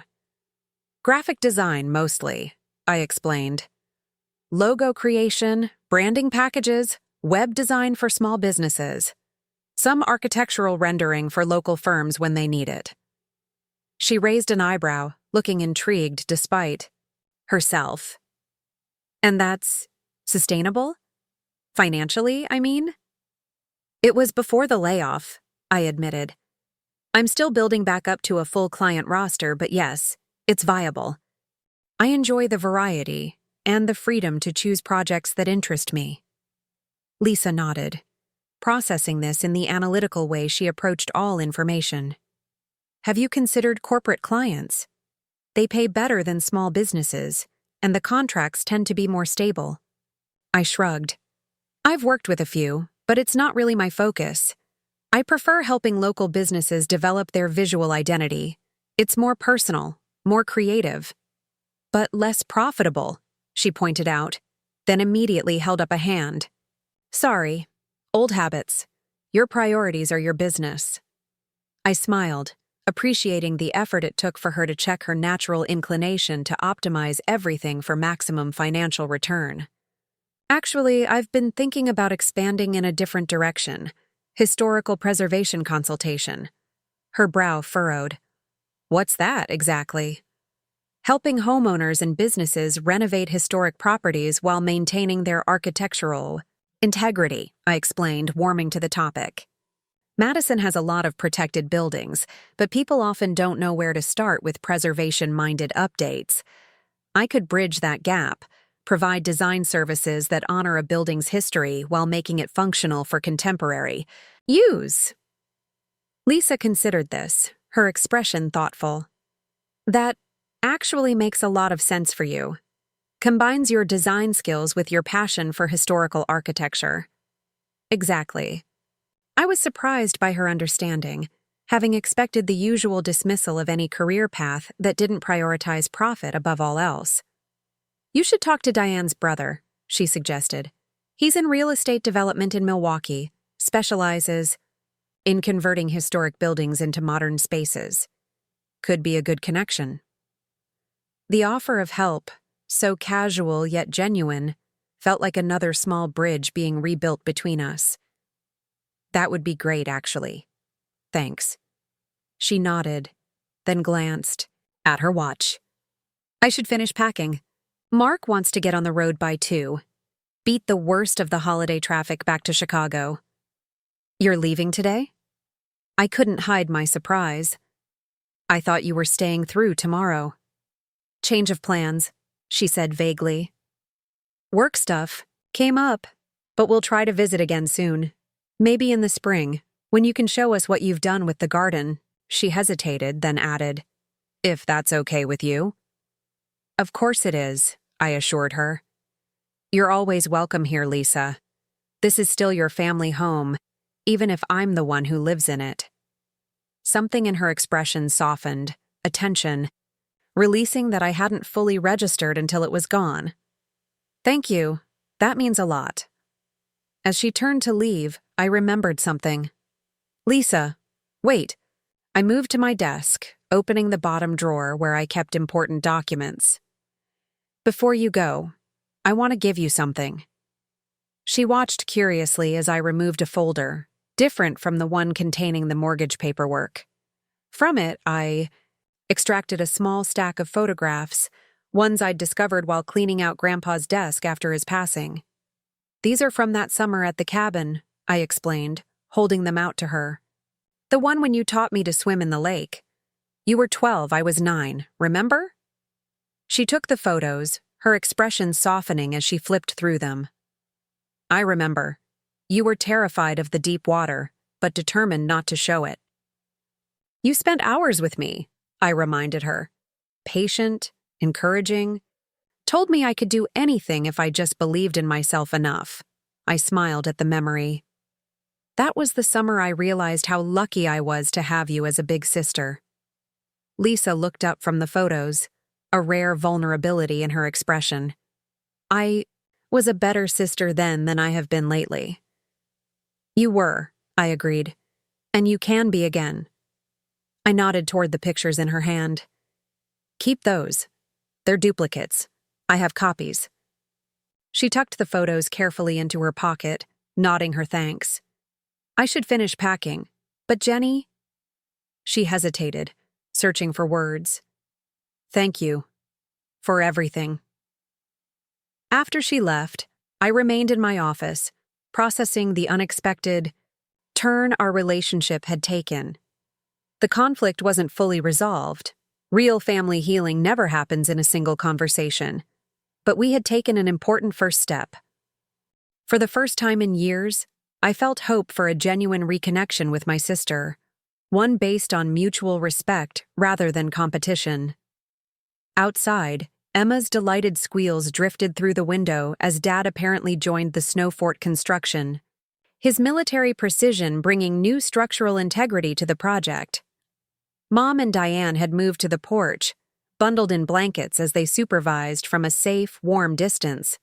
And somewhere upstairs, Lisa and Mark were preparing to return to their complicated life in Chicago, hopefully with a clearer understanding of each other and a plan for moving forward. As for me, I was exactly where I was meant to be. In the house that had sheltered generations of Thompsons, that had witnessed countless family dramas and celebrations, that had been entrusted to me by a grandfather who somehow understood what I needed before I did. Not just a physical structure, but a purpose, a legacy to preserve, a home to love. The cardinal returned to the feeder outside my window, joined again by its mate. Together they pecked at the seeds, their bright presence a splash of color against the winter white. Messengers, Grandpa would have said, letting me know that all was well, that the family would endure, that what was broken could, with care and patience, be made whole again. 3 months after that fateful Christmas, spring arrived in Madison with a vengeance. One day there was snow on the ground, and the next, crocuses were pushing through the soil in defiant bursts of color. I spent a Saturday morning on my hands and knees in Grandpa's garden, my garden now, clearing away winter debris and planning what I'd plant when the soil warmed enough. The garden had been one of Grandpa's great joys in his later years. He'd taught me the difference between annuals and perennials, showed me how to test soil pH with a kit from the hardware store, and patiently explained why some plants needed full sun while others thrived in shade. It's about understanding what each living thing needs to flourish, he'd told me once, patting the earth around a newly planted rose bush. Same with people, Jenny girl. Figure out what they need and give them that. I smiled at the memory, brushing dirt from my gloves as I sat back on my heels to survey my progress. The flower beds were cleared and ready for new plantings, the remnants of last year's growth now piled neatly for composting. The vegetable garden plot was turned over, rich black soil exposed to the strengthening spring sun. In a few weeks, I'd plant the tomato seedlings currently occupying my kitchen windowsill, along with beans, cucumbers, and the herbs Grandpa had grown every year. Looking good out here. I turned to find Michael crossing the lawn toward me, a cardboard tray with 2 coffee cups in one hand and Emma's small hand in the other. My niece broke free the moment she spotted me, racing across the grass with the boundless energy of a 3-year-old. Aunt Jenny, we brought coffee and donuts, and I'm going to help in the garden. I laughed, setting aside my trowel to catch her in a hug, careful not to get too much dirt on her bright pink jacket. Well, that sounds like exactly what I need. This morning. Did you bring your gardening gloves? She nodded enthusiastically, pulling a pair of tiny pink gloves from her pocket, a Christmas gift from me that she'd proudly shown off during every video call since. Perfect, I said, giving her another squeeze before releasing her. Why don't you start collecting sticks over by the fence while I talk to your dad for a minute?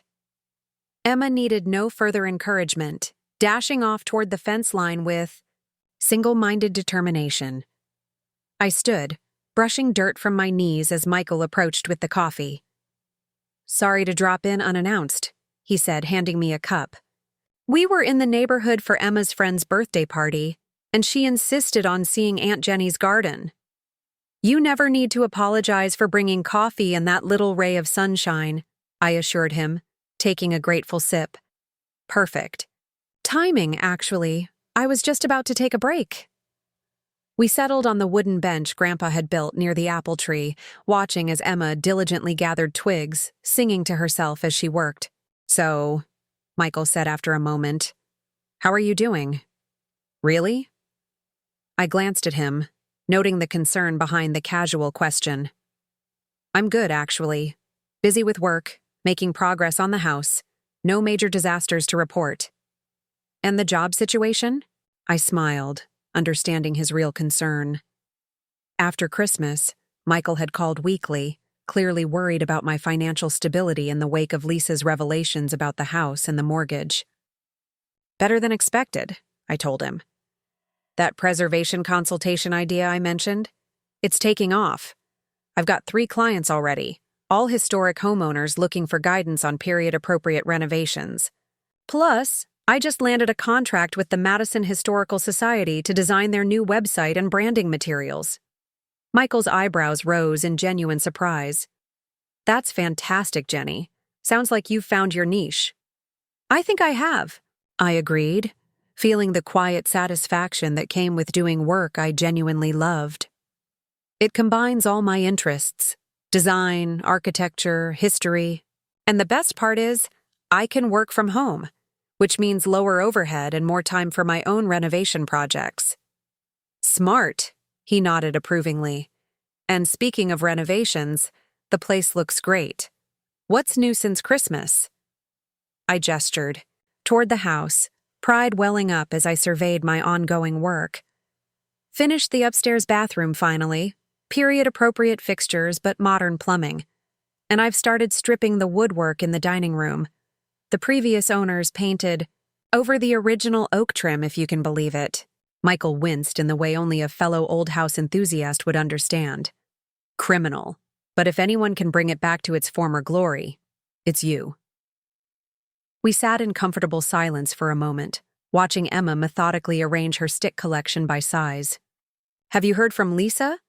Michael asked finally, his tone carefully neutral. I nodded, wrapping my hands around the warm coffee cup. We talk every couple of weeks. She and Mark came up for a weekend in February, actually. Really? Michael couldn't hide his surprise. How did that go? Better than I expected, I admitted. They helped me strip wallpaper in the guest bedroom. Lisa's surprisingly good at detail work when she puts her mind to it. Huh. Michael took a sip of his coffee, processing this information. And the loan? Any progress there? Mark's made 3 payments already, I confirmed. Right on schedule. I tried to tell them they could take more time, but he was adamant about sticking to the agreement. Good for him, Michael said, a note of approval in his voice. And how are things between them? Lisa seemed pretty upset on Christmas. I considered the question, thinking back to Lisa and Mark's visit. They'd arrived on a Friday evening, their dynamic noticeably different from what I'd observed at Christmas. Mark seemed more assertive, Lisa more willing to listen. They'd moved around each other with a new awareness, like dance partners relearning familiar steps. They're working on things, I said finally. Lisa mentioned they're seeing a financial counselor, and Mark said something about them taking a Dave Ramsey course together. I smiled at the thought of my luxury-loving sister embracing frugality. She complained about it, of course, but I think secretly she's relieved to have some structure. Michael chuckled. Never thought I'd see the day. Lisa, I need those designer boots Thompson on a budget. People can surprise you, I said mildly. She's trying, Michael. That counts for something. He nodded, conceding the point. Fair enough. And how about her attitude toward the house? Still coveting thy neighbor's property? I rolled my eyes at his phrasing, but appreciated the concern behind it. She seems to have accepted that the house is mine. When they visited, she actually helped me research period-appropriate paint colors for the dining room. Found an 1890s catalog reprint that shows what would have been used when the house was built. Wow. Michael looked genuinely impressed. That's, unexpected. I think she's trying to find a way to be connected to the house without owning it, I explained. To honor Grandpa's legacy in her own way. I hesitated, then added, and I think she genuinely wants to repair our relationship. Christmas was a wake-up call for her in more ways than one. Emma came running over then, her arms full of sticks and her face flushed with the importance of her task. Look how many I found, Aunt Jenny. Can we use them to make houses for the garden fairies?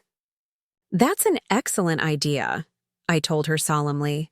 Fairy houses are very important for a healthy garden. Why don't you start building them over by the rose bushes while I finish talking to your dad? Satisfied with this plan, Emma skipped off toward the rose garden, already deep in conversation with the imaginary fairies who would soon inhabit her creations. She's getting so big, I said, watching her with a pang of wistfulness. Seems like yesterday she was just learning to walk. Tell me about it, Michael agreed. Diane's already researching kindergartens. Not that Emma will start for another year, but you know Diane, always planning ahead. Speaking of planning ahead, I said, remembering something. Did Lisa talk to you about Memorial Day weekend? Michael nodded. She called last week. Suggested we all meet up at the cabin for a family gathering. Mom and Dad are on board. Diane's checking her work schedule, but it should be fine. The cabin, Grandpa's other property, the lakeside retreat, in northern Wisconsin that he'd left to Lisa, had been the site of countless family vacations over the years. Lisa's suggestion that we revive the tradition was another sign of her efforts to rebuild family connections. "I think it's a great idea," I said. "Emma will love the lake, and it'll be nice to see the cabin again. It's been, 5 years?" "At least," Michael confirmed. "Not since before Grandpa got sick." He paused, then added, "Lisa mentioned she and Mark have been fixing it up. New roof, updated kitchen, some other repairs." "That's good to hear," I said, genuinely pleased that Lisa was taking her stewardship of the cabin seriously. It needed some attention. Apparently they're doing it right, keeping the rustic character while making it more comfortable. Lisa specifically mentioned preserving the original knotty pine walls but adding better insulation. He gave me a knowing look. "Sound familiar?" I laughed, recognizing my own renovation philosophy echoed in Lisa's approach. "Maybe I've been a good influence after all." "Maybe you have," Michael agreed, his expression turning thoughtful. "You know, I wasn't sure about Grandpa's decision to split things up the way he did. The house to you, the cabin to Lisa, the cars to me. Seemed like it might create more problems than it solved, but looking back, I think he knew exactly what he was doing." "How so?" I asked, curious about my brother's perspective. Michael gestured toward the house. "This place needed someone who would love it for what it is, who would preserve its history while making it work for the future. That's you, Jenny, through and through." He smiled, a flash of the little boy who'd followed me around when we were kids. The cabin needed someone with Lisa's organizational skills and attention to detail, someone who could manage a property that's used occasionally but needs to be maintained year-round. "And the cars?" He shrugged. "I guess Grandpa knew I'd keep them running and appreciate them for the engineering marvels they are." I considered this assessment, finding truth in it that I hadn't fully articulated before. Grandpa was wiser than we gave him credit for. "Usually the case with the older generation," Michael said with a grin. "We think they're stuck in the past, but really they're just playing the long game." Emma came running back, breathless, with excitement. "Daddy, Aunt Jenny, come see the fairy houses. They're all ready, and the fairies are going to move in tonight." We dutifully followed her to inspect the collection of carefully arranged stick structures, complete with leaf roofs and pebble pathways. I knelt beside her, admiring her handiwork with appropriate enthusiasm. "These are excellent fairy houses," I assured her. "You know, I think we should plant some flowers nearby so the fairies have something pretty to look at. Would you like to help me do that when it gets a little warmer?"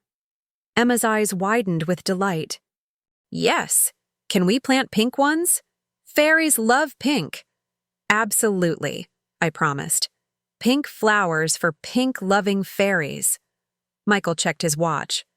"We should probably get going, Pumpkin. Mom's expecting us back for lunch, and then we need to head home." Emma's face fell momentarily, then brightened. "Can we come back soon? To see if the fairies moved in?" "Anytime," I assured her. "The fairies and I will be here waiting for you." After hugs and promises of future garden adventures, Michael and Emma headed back to their car. I watched them go, Emma still chattering excitedly about her fairy houses, Michael listening with the patient attention of a devoted father. Alone again, I returned to my gardening, finding comfort in the rhythmic work of preparing soil and planting plantings.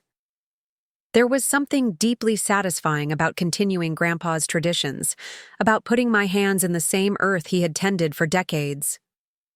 A text message alert interrupted my thoughts. I pulled off my gloves and fished my phone from my pocket, surprised to see Lisa's name on the screen. "Just confirming Memorial Day at the cabin. Mom says you're in? Bringing anything special from the garden for the weekend? L." The casual tone, the friendly inquiry about my garden, these were small but meaningful signs of Lisa's efforts to rebuild our relationship. I texted back quickly, "Count me in. We'll bring fresh herbs if they're up by then. Looking forward to seeing the cabin renovations." Her response came almost immediately. "Great. Working on the bathroom now. Keeping the clawfoot tub but updating. The plumbing. Sound familiar?" I smiled at the gentle self-mockery in her message, the acknowledgement that she was following in my renovation footsteps. Progress, indeed.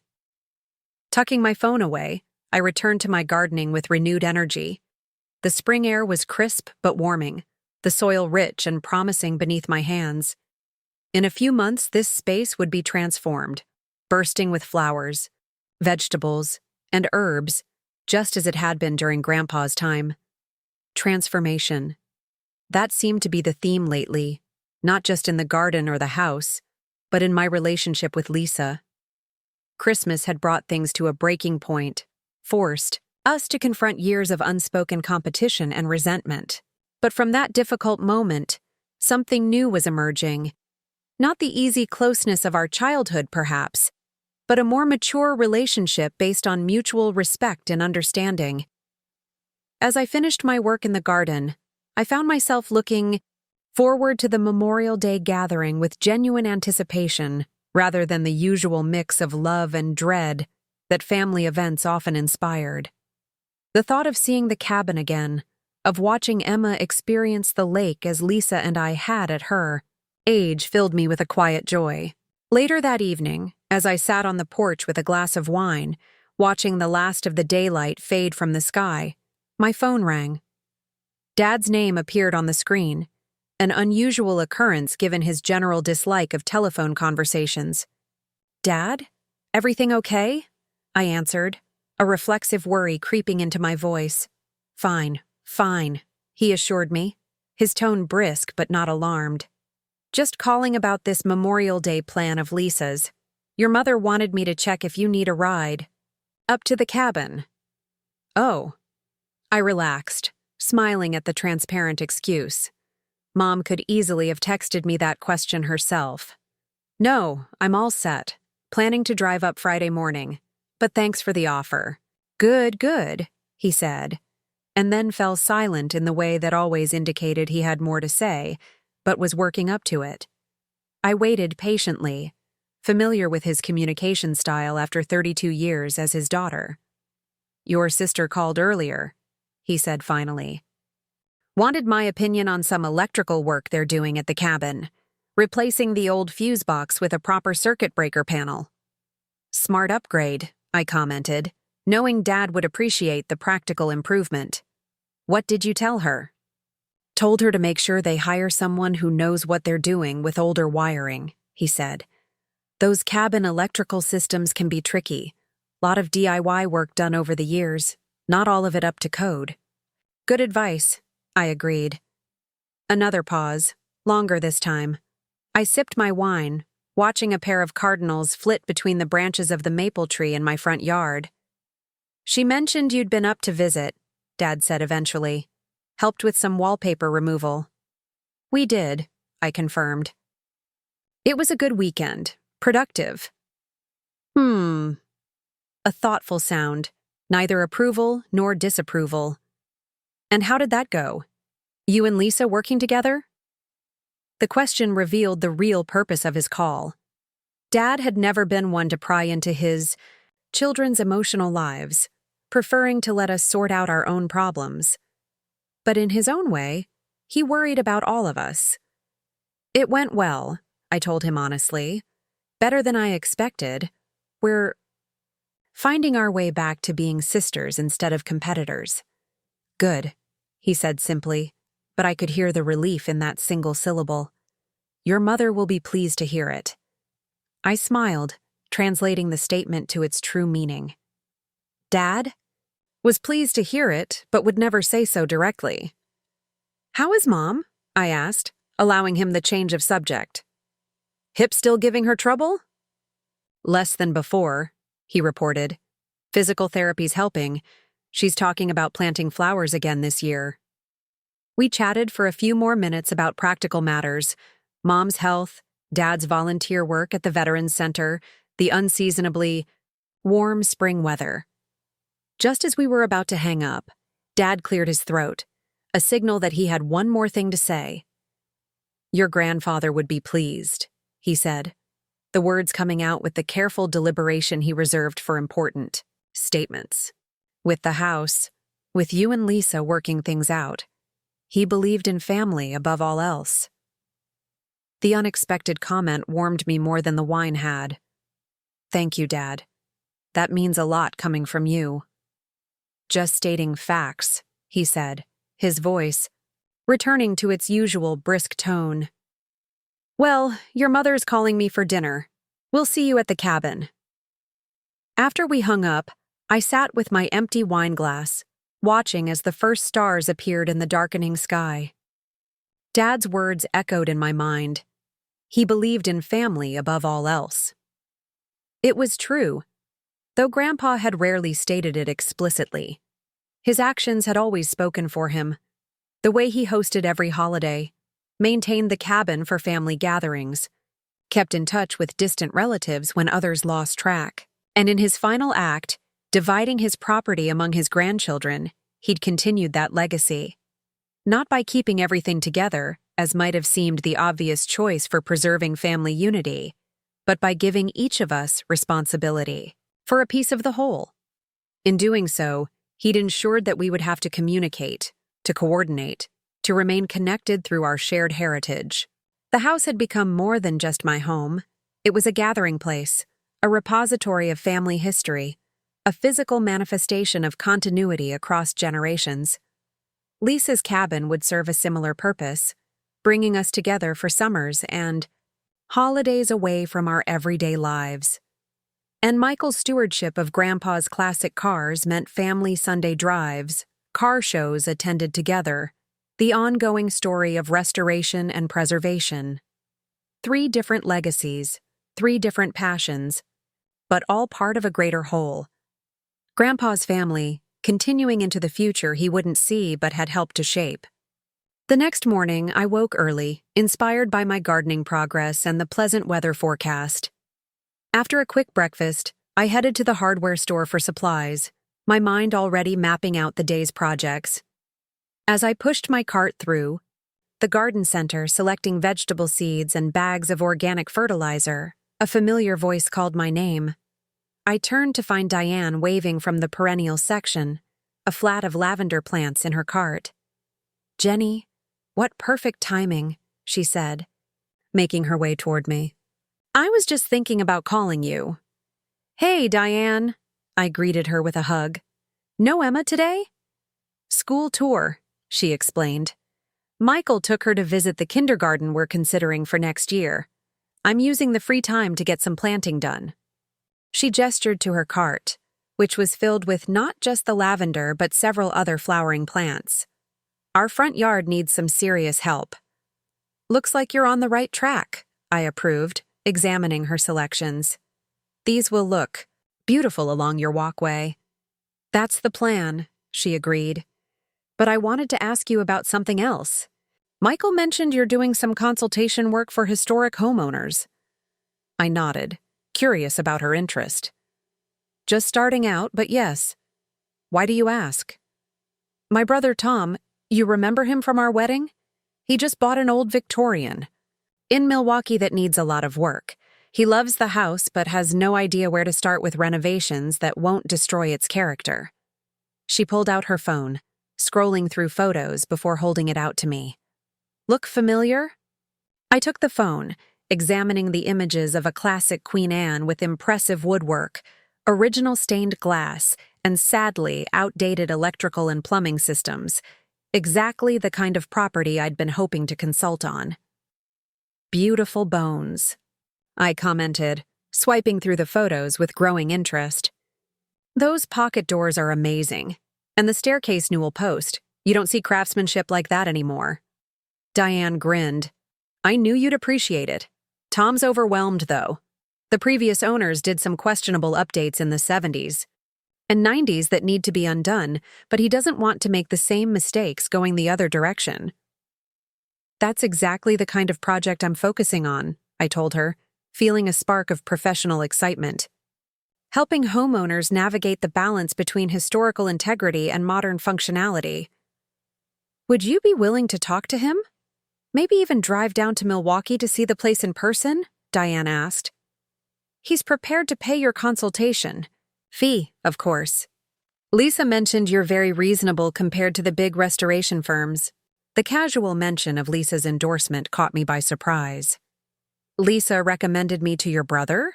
Diane nodded, seemingly unaware of how significant this was. She was quite enthusiastic, actually. Said you had a natural eye for historical, detail and practical approach to preservation.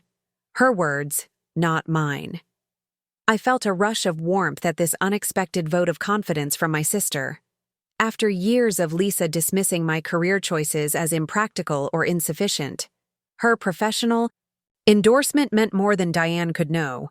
I'd be happy to talk with Tom, I said, making a mental note to thank Lisa during our next conversation. Have him email me some more photos and details about what he's hoping to accomplish, and we can set up a time for me to visit. Perfect. Diane beamed, clearly pleased to have solved her brother's problem so easily. He'll be thrilled. He was about to hire some big modernization firm that would have gutted all the character right out of the place. We chatted for a few more minutes about plants and family news before parting ways with promises to catch up more thoroughly at the cabin over Memorial Day weekend. As I finished my shopping and loaded supplies into my car, I found myself thinking about Lisa's recommendation, what it represented in terms of our evolving relationship. It wasn't just that she'd put in a good word for my services.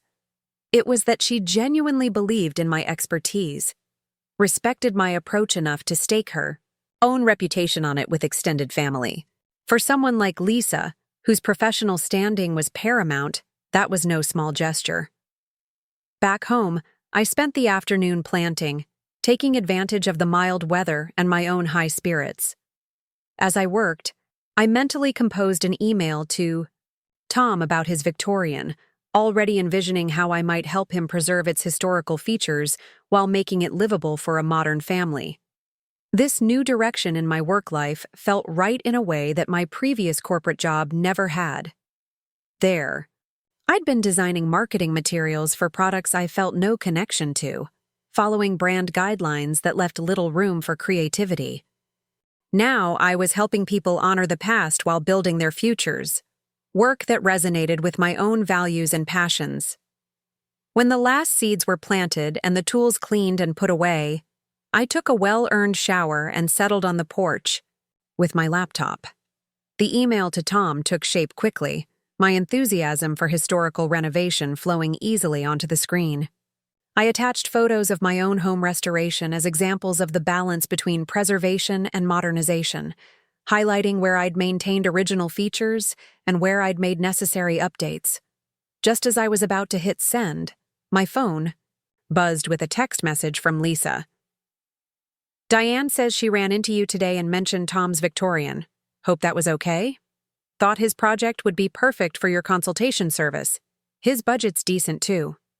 I smiled, appreciating both the business lead and the thoughtfulness behind it. I replied, more than okay. Thanks for the recommendation. Working on an email to him now. Means a lot that you thought of me. Her response came back quickly. You're the best person for the job.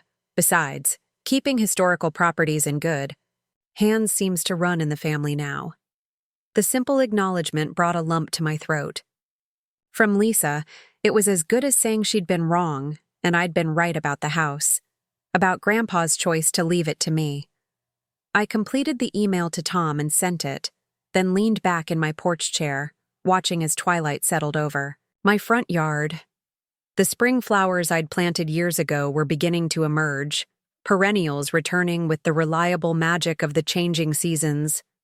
The house behind me, solid and welcoming, had stood for over a century, witnessing the passage of generations, the ebb and flow of family dynamics. It had been Grandpa's haven, then briefly his burden as age made maintenance difficult, and now it was my joy and purpose.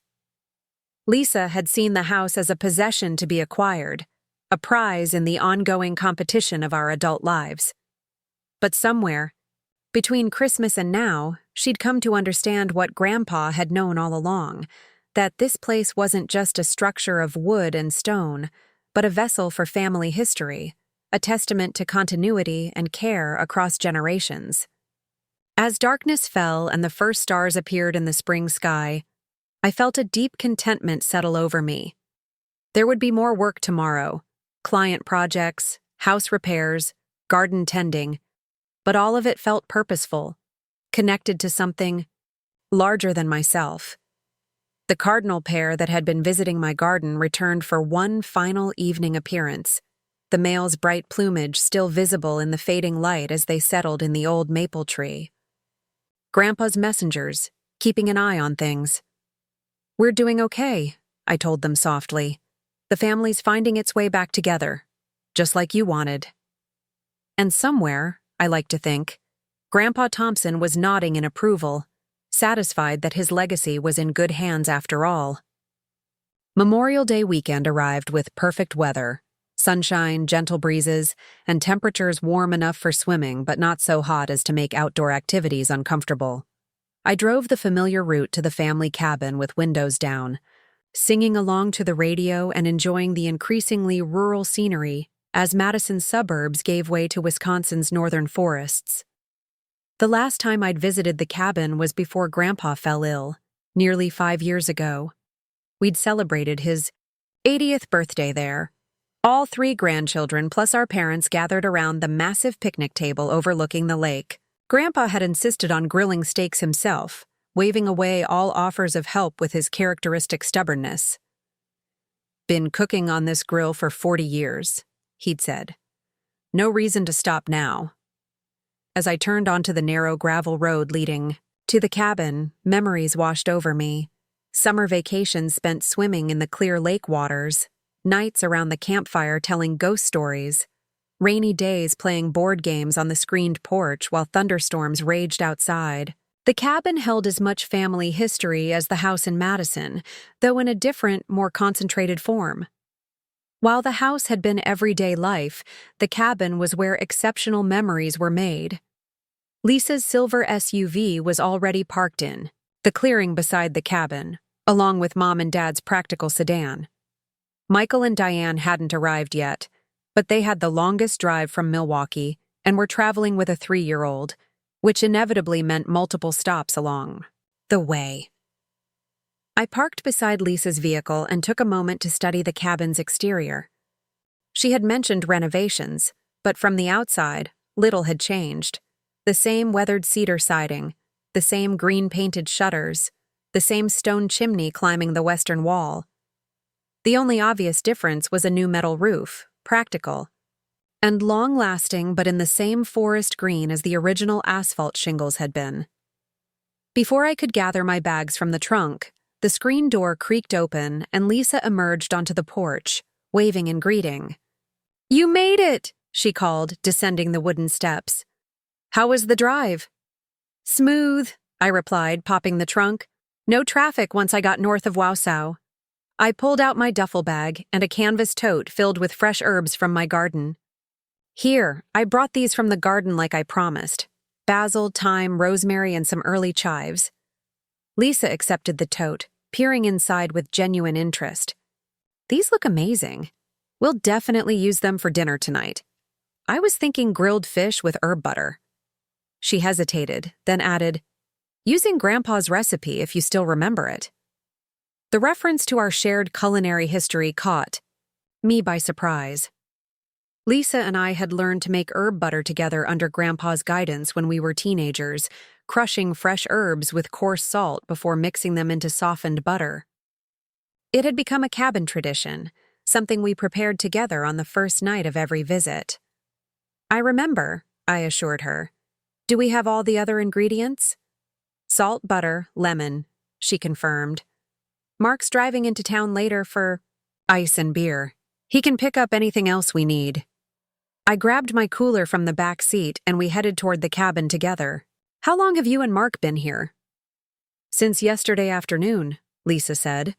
"We wanted to get everything ready before everyone arrived. Had to air the place out, make sure the water heater was working properly, that sort of thing.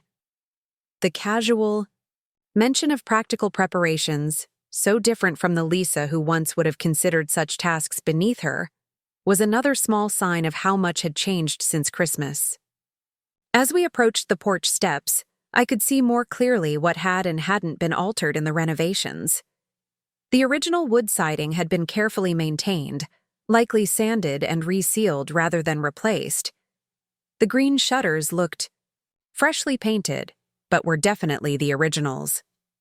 The biggest change was the porch itself, rebuilt with what looked like composite decking material, practical and long-lasting. "The porch looks great," I commented. "Smart choice on the materials." Lisa nodded, looking pleased by my approval. We went back and forth on that. I wanted to stay with natural wood for authenticity, but Mark made the practical argument that composite would last 3 times as long and need almost no maintenance. A good compromise, I agreed. Grandpa would have approved of the longevity. Actor? That's what Mark said. She held the screen door open for me. "Come see what we've done inside. I think you'll appreciate the balance we struck." The interior of the cabin was just as I remembered and entirely different, all at once. The knotty pine walls remained unchanged, their warm honey color and distinctive knot patterns exactly as they had been in my childhood. The stone fireplace still dominated the main living area, its massive hearth a gathering point for family on chilly evenings. But the furniture had been updated. The sagging, decades-old couch replaced with a comfortable-looking sectional in a practical forest. Green, the scratched coffee table swapped for a new one built of reclaimed barnwood. The kitchen, visible through an open doorway, had undergone the most significant transformation. The ancient avocado green appliances were gone, replaced by modern stainless steel versions. The Formica countertops had given way to butcher block, and the linoleum floor was now slate tile. But the original pine cabinets remained, likely refinished rather than replaced, and the layout was unchanged. "What do you think?" Lisa asked, a hint of nervousness in her voice that I rarely heard from my confident sister. "Too much? Not enough?" I set my cooler on the kitchen counter, taking a moment to really look around. "I think it's perfect," I said honestly.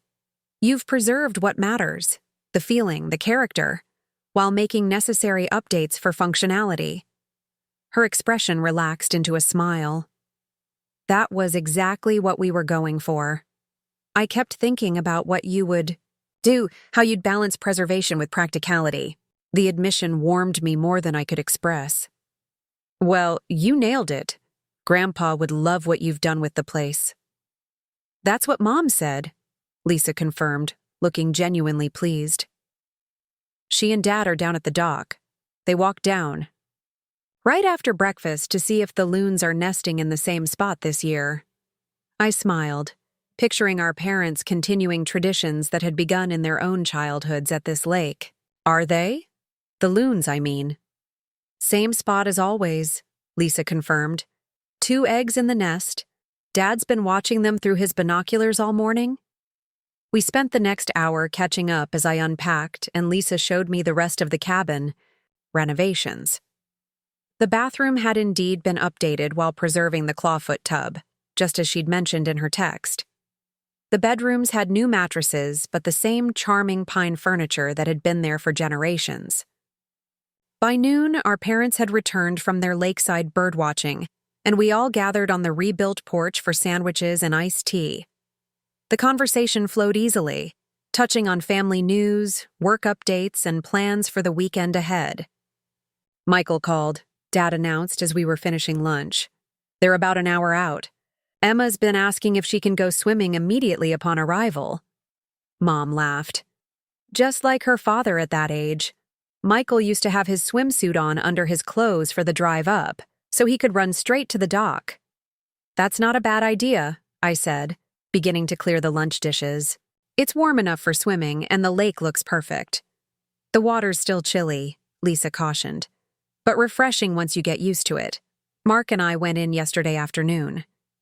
Dad raised an eyebrow, clearly surprised that his designer-clothed, salon-manicured eldest daughter had willingly submerged herself in a natural lake.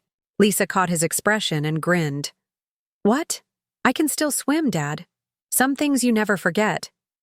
Like how to cannonball off the dock," I teased, remembering her teenage speciality that had reliably soaked anyone sitting nearby. She laughed, shaking her head. "Maybe not that. But Mark and I paddled around the lake in the canoe. The Johnsons next door have a new dock, by the way. Much bigger than the old one."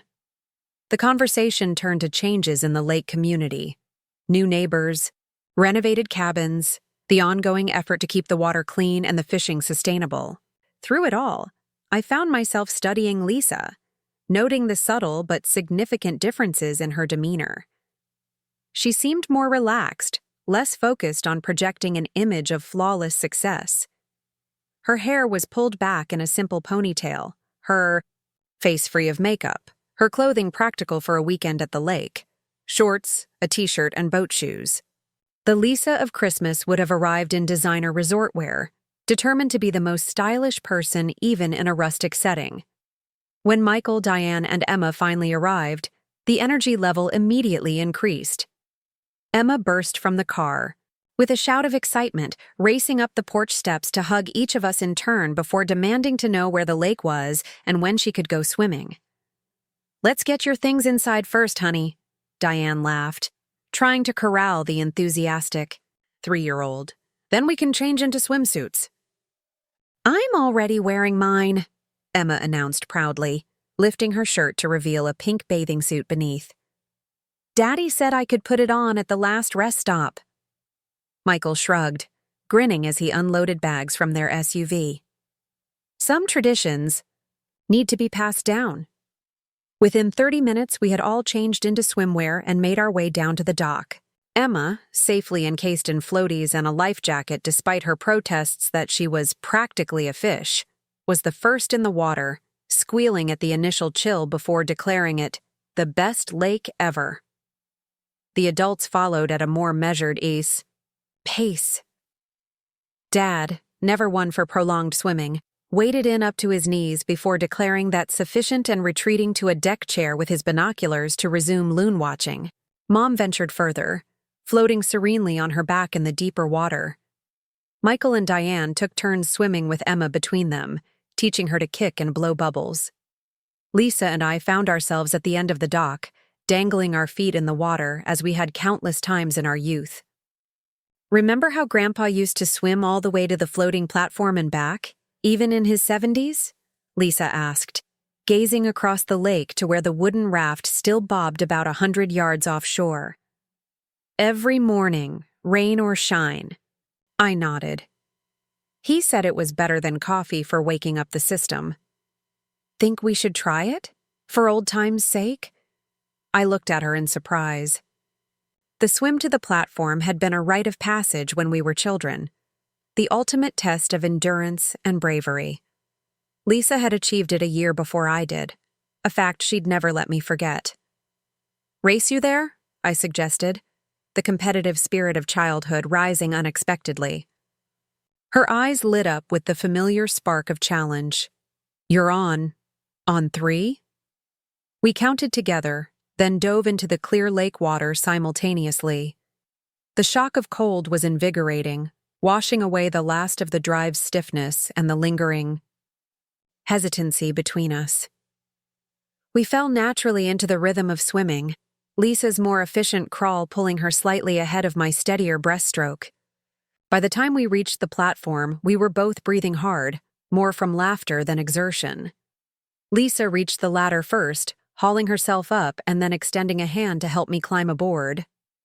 "I win," she announced, flopping onto her, back on the sun-warmed wood. "As usual."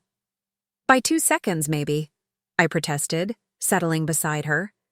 "And I'm pretty sure you've been practicing," she grinned, not denying it. "Mark and I did swim out here yesterday. I might have timed myself." I laughed, unsurprised by this revelation. "Some things never change." "And some things do," she said, her expression turning more thoughtful. For the better, I think. We lay in comfortable silence for a few minutes, soaking in the spring sunshine and listening to the distant sounds of Emma's delighted squeals as Michael tossed her gently into the shallower water near the shore. "I need to thank you," Lisa said finally, turning her head to look at me directly. "For what?" "For not giving up on me," she said simply. "After Christmas, after everything I tried to do with the house, you would have been justified in writing me off completely. But you didn't." I considered this, watching a pair of dragonflies dart over the water's surface. "You're my sister, Lisa. That doesn't just go away because we disagree, even about something important." "For me, it wasn't really about the house," she admitted. "Not fundamentally. It was about feeling like Grandpa had chosen you over me, like I had somehow failed him, despite everything I'd done to be the perfect granddaughter."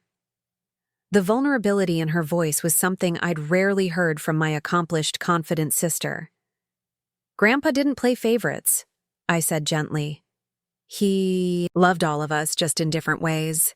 He saw us clearly, who we really were, what we truly needed." Lisa nodded, a droplet of lake water sliding from her hair down her cheek like a tear. "I'm starting to understand that. He gave me the cabin because he knew I'd maintain it, keep it in the family. He gave you the house because he knew you'd honor its history while making it a true home." She smiled faintly. "And he gave the loan documentation to you because he knew you wouldn't use it unless you absolutely had to." "Which I did," I acknowledged, regret coloring my tone. "I'm sorry it came to that, Lisa.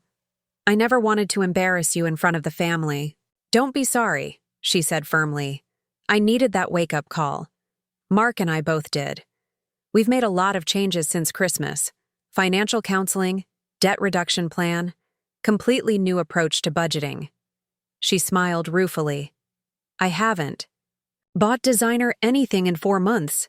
I gasped in mock horror. "Who are you and what have you done with my sister?" She laughed, splashing water at me playfully. "I'm still me, just a slightly more grounded version. And happier, honestly. There's something freeing about not constantly chasing the next status symbol." "I'm proud of you," I said sincerely. "Both of you. Changing financial habits isn't easy." "No, but it's worth it." She sat up, wringing water from her ponytail. "We've paid off 2 credit cards completely, and we're on track with the repayment plan for Grandpa's loan. Mark says we should be debt-free except for the mortgage within 18 months. "That's incredible progress," I said, genuinely impressed. "And speaking of Mark, where is he? I haven't seen him since we arrived at the lake." "Supply run to town," Lisa explained. "We needed more ice, and he wanted to pick up steaks for tomorrow night's dinner. He should be back soon." She stretched, then glanced back toward the shore. "We should probably head back before Dad sends out a search party. He's been watching us through those binoculars for the last 5 minutes." Sure enough, Dad's distinctive silhouette was visible on the dock, binoculars trained in our direction. We waved, and he lowered them to wave back. "Race you to shore?" I suggested. Lisa grinned, already moving toward the ladder. "Loser helps with dinner prep." "Deal." We dove back into the water together, our strokes more relaxed this time, less about competition and more about the simple joy of swimming in the clear lake that had witnessed so much of our shared history.